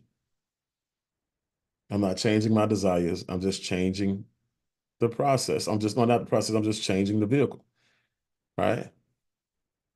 And so I just believe that we've been through enough, we've grown through enough to where it doesn't matter what companies, that we join. It's people just going to have to watch out. People just like, man, where they come from. Because when we get started, which is all we need to do. Get started, apply ourselves, and do what we do. Let everybody else worry about the rest. You know, everything will fall in place. It has to. Okay, so anything else before we wrap it up? We got another 5 minutes, 6 minutes. Hopefully, y'all out there. Hey, Facebook, everybody on Facebook, we need y'all to contribute. We need y'all to, give us some value here. Give us some feedback. What did y'all like best about the call today? What nuggets did y'all get today? Anything that y'all get from listening to the modules, over the weekend, or anything that happened over the weekend, or anything you want to address that was discussed today. Yeah, y'all give us some nuggets out there. Let's see what we got up there. So anything else y'all having, Carla, Terica, anybody, y'all have anything else y'all wanna add, or anything y'all have noticed about y'all's process, even y'all's own process of being, with the Foresight family, where y'all are, where are y'all at based on y'all's development, based on y'all's growth, based on y'all's access. Looking at those atomic habits, and the micro habits is like really, really huge. So, and not rushing through things. I've gotten a lot of audiobooks under my belt because I commute about 52 minutes each way. So I've made my vehicle a university, and which is good because there's a lot of craziness especially in the news portion of the radio. Don't need to be listening to that stuff, except for to know what traffic is, what the markets are doing, and that's it. But the rest of that stuff is just vexing to the spirit. So yeah, I've had a lot of audiobooks under my belt. Thank you so much. Yeah, this is the thing I appreciate about what you said, going starting from the back of it. You're listening not to brag. Yeah. You're listening to evolve. And that's the thing about that university on wheels, what I mean? Like that personal development, university on wheels. That's something that I got out of rap. I got away from rap music. And it's not that said it was rap, it's just say that it's rap music and rap music was bad. It was just the music that I was listening to that wasn't personal development music. You know what I'm saying? And so I got out of that. I turned the radio off for years, maybe 5 or 6 years, and to the point where people who thought I was cool started questioning because I didn't know what was going on the radio. You don't know? You hadn't heard of him? I mean, when I say you hadn't heard of Jim Rome, you hadn't heard of Dale Carnegie? Like, you weird. Like, hey man, come on, man. I'm gonna need you to do better. You know what I mean? Like, you listening to the wrong stuff. So, but yeah, keep that going in you. Keep listening to stuff, period. Keep it on. Like even when like if I had to sit down and I take a mental break, and I play chess, I'll still turn on, some personal development while I'm playing chess. And so, but the other thing is this: I'm so personally developed that when I listen to rap music, it doesn't affect me like it affects everybody else. I can listen to rap music and get nuggets out of it, juicy nuggets. I can get trainings. I can get some metaphors out of it. I can get a lot of things that I can use in the future in conversations out of it. I listen to it differently, right? But other thing you said was, the micro habits, huge. Again, that's recreating yourself. Always be in the evolution phase of your life, especially now, more than ever. And right now, most of us are at an age where we're more serious about the evolution, and the need for it is more, relevant now than any other time in our life. So, yeah, that personal development that might create new habits is important. And then one of the last thing, I'm actually about to go on a 90-day fast. As y'all know, that's when I do my most damage. Okay, when I block everybody off, and I stop listening to all the stuff I'm not supposed to be listening to, and I start exercising, a little bit more, parking the car a lot further away from where I'm going to be walking to, whatever it is. Right now, this fasting from people, fasting from everything except for my projects, that's when I literally free up all that space, and now it's all productive spaces. Now it's just space that I'm looking to fill with things that's going to help us move our agenda. And so anytime when we were in network marketing, I do a 90-day fast before I hit a rank. That's because that's when that's when you get to your most creative. That's when you're your most conscious. That's when you have your most clarity, right? And again, the things that you give up, like if you give up social media, if you give up, social media from a enjoyment perspective, or you give up video games on your cell phone, you delete the apps off your cell phone, which I would encourage everybody to do at some point in time. At some point in time, you might bring it back on, but if it's not there, it won't tempt you. Out of sight, out of mind. So anything that can get you away from your goals and what needs to be accomplished, over the next 30, 60, 90 days, which is a really solid window, and which is a window that most people have to get their life back on track. You don't need anything standing in your way. And so if I feel the need to fast, a lot of people should. I just want y'all to feel the power of it. Fast. Watch what happens. Fast for 90 days. And watch, some of y'all will amaze yourself and surprise. Some of y'all will surprise yourself. And some of y'all will be proud of yourself. Because some of y'all will give up some stuff that you didn't think you can give up, that you were incapable of giving up. But now, again, now that you know that you can turn it on and turn it off anytime you want to. And so I will be doing a fast over the next 90 days, to make sure that I'm actually able to perform at my highest peak, operating capacity. So, Laura Johnson, take us home. Take us home. So your question was, how have we been impacted by association with you, Mrs. Bean, and the Foresight family? Well, I know that my close association started about 6 years ago, and I know that I have exponentially grown and evolved from the association. It's very much like what Angel was saying about, being on an island before and then having this association. Well, it has, helped me to grow into a better person in every area of my life. And one thing that I want to really say that it has helped me in the times of the greatest challenges and the greatest difficulties, because like you talk about the 90-day fast, you're going to make decisions during that time because you're of the clarity and of the creativity that you're going to experience during that. And as you have always taught us, whenever you make a decision, you're going to be faced with violent opposition. And so, we don't spend a lot of time on that, the violent opposition. And we have to prepare ourselves for that. And what we're doing all along is what is preparing us for that, because it comes, it undoubtedly comes. And you have to be able to navigate through it. And you have to be able to continue to grow and evolve even though you're faced with it. So I know that my association with you and Mrs. Bean and the experiences that I have gone through have, prepared me for that. And for that, I am extremely grateful.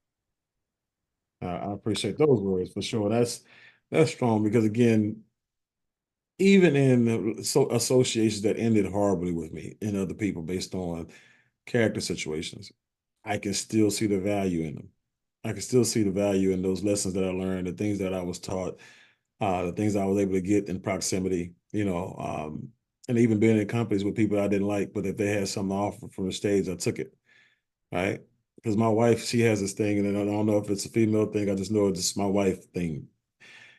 She had to get over not liking you so she can learn from you. She's like, if she can't stand you, she don't like you, and she can't trust you and all this other stuff that you got going on, she's gonna tune you out. Like she'll tune you all the way out, and she'll block her blessings because she don't know how to use her filter.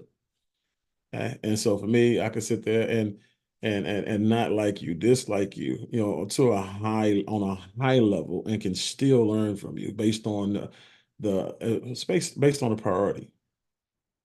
And so our priorities, again, some of us need to check our priorities because our priorities are not strong enough to make us override our egos. It's not strong enough to make us override our emotions.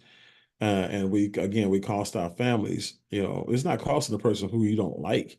They're giving value, some kind of way, shape, form, or fashion. But they're not losing in the situation you are. Right. And so each and every last one of you, if you had great leadership and leadership that you've considered to be great, somebody should be able to look at you, each and every last one of you, and say the same thing I'm about to tell Laura. You are a way more valuable person now than you were when I met you. And I'm gonna just tell you, it has nothing to do with anything that I taught her. It has everything to do with every decision that she's made. Okay.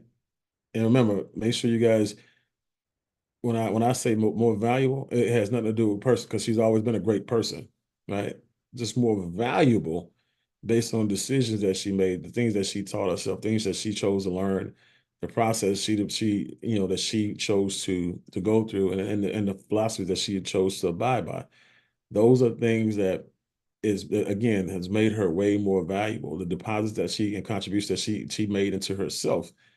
It's just no different from me. I'm a way more, like I said, 20 years ago when I met Willie, and when I was talking to Willie and he was talking about a book, I am way more valuable, than I was 20 years ago, based on the processes that I went through, based on the person I chose to become, the decisions I chose to make.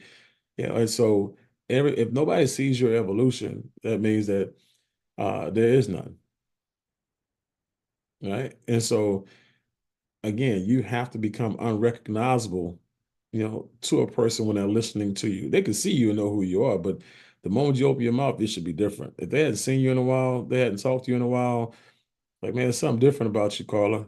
Oh, there's something different about you, Terica. Man, Terica, I ain't never heard you talk like this before. Angel, what's this new vernacular you're using? This new language, this economics you're so philosophical now. You just so, are you just so purposeful now? Whatever it is, it's like people have to, if nobody notices the difference, there is none. And I would be more offended by a person not recognizing my work, that I've done on myself. But I wouldn't be offended with them. I'd be offended with me because it means that I'm doing something not right. Okay. But that's one thing again, that's a whole entirely different thing. When you know for a fact you've grown and people have told you that you're growing and people have seen your growth, but then your leader doesn't. It's not that they don't see it, that they do see it. It's a threat. So they won't share the fact that you've grown. Because again, that's indirect suppression. I don't want to give you the upper hand. I don't want to put you in a position where you feel like you're getting closer to me in your growth. I can't celebrate you the way I really would like to celebrate you, if I want to celebrate you at all, because again, it may have an adverse effect on my income. Okay. And so again, that's why you don't, put a person in that position where you manipulate them because you need them to make money. Okay. If that person ever left you after you taught them and trained them and developed them and coached them and went out there to become millionaires and own their own companies and everything. They turn around and wrote a book and they say, I dedicate this chapter to Miss Marva for pouring into me. I dedicate this chapter to Mr. Boudreaux, Del Boudreaux, the crazy Cajun who never gave up on me, who made sure that I did this. I want to dedicate this book, and so a dedication of a book from a person who's made it big, again, sheds more light and value on your life and on your resume than how much money you make. And I'm gonna just tell you, indirectly, it'll make you more money anyway, based on that ever getting published or that ever happening, because now people see the value in you based on somebody else's eyes, third-party eyes, that they didn't see because they're so close to you. Or they want to give you your flowers, because they didn't know how to, because they're so close to you. So that's some good stuff, Laura. I mean, just like literally, if you have great leadership, you should be fortified at some point in time, but you should evolve into a person who you can believe in. You know what I mean? Forget everybody else. Just if you can believe in you, from the process that you put yourself through and the process you grow through, people can see that. Like Kim was asking her, so she said, why are so many of these people who are training people weight loss, these gym, what they call them, trainers, why are they so out of shape? And so, and the credit part is like, so, and why do they got clients? I said, well, babe, they got clients because when they walk through the door, these are the only options that they stuck with. If they want to be in this gym, because based on location, they got to work with him. They got to work with her. And that's the only options they get to choose from. And these people are telling you what to do based on what they learn to tell people to do. And so not what they're doing. You know what I'm saying? So like if I lose weight, if I'm paying for a membership, I want to see my future results. I want to be able to project my future results off of you. If you got six-pack abs, that ain't my goal, but just know that I know if I one day wanted six-pack abs, you can show me how to get there. That's not why I'm here. I just want to look good in my clothes. I want a flat pack. I want a wine bag. Just something that's just be straight up and straight down, just flat. And I know you can give me that because you got six packs. You know what I'm saying? So it's just, but you gotta represent, what you really want people to see in you through you. Okay. So guys, this has been a great Saturday, man. I tell you, I had fun. It was very educational, informative for me. You know what I'm saying, as well, because we always learn, things about, and as a matter of fact, it's so cool because you get a chance in these processes to dredge up those things in the past that you learned, that you tucked away, that was locked away in a wealth file somewhere. It comes back in the form of a lesson or a story or something that you can utilize. And so that's always good. That's why you never want to miss these moments. I don't want to miss these moments because there's so much to get out of them. So I appreciate y'all and y'all's contributions. Y'all made some things happen today. And hopefully everybody gets a chance to go back and watch the training. So tag everybody, guys, that's in your group and into the Facebook deal, so they can go back and watch it. Because again, I just believe that everybody deserves to be a part of this journey that we're about to go on. And I don't want anybody to miss anything, because it's at some point in time, we're going to put people in a position where they're making 5 to 6 figures, in a project. Okay. And I just don't want anybody to miss out on it. They choose to miss out on it, I don't mean I'll sleep any better, but I want to make sure that I gave them the option and that we give them the option. So make sure that you tag them in so they can kind of see what we've been talking about. They can kind of get an idea, what direction we're going into, but also they just kind of see the value of why they should be here every Saturday morning. All right.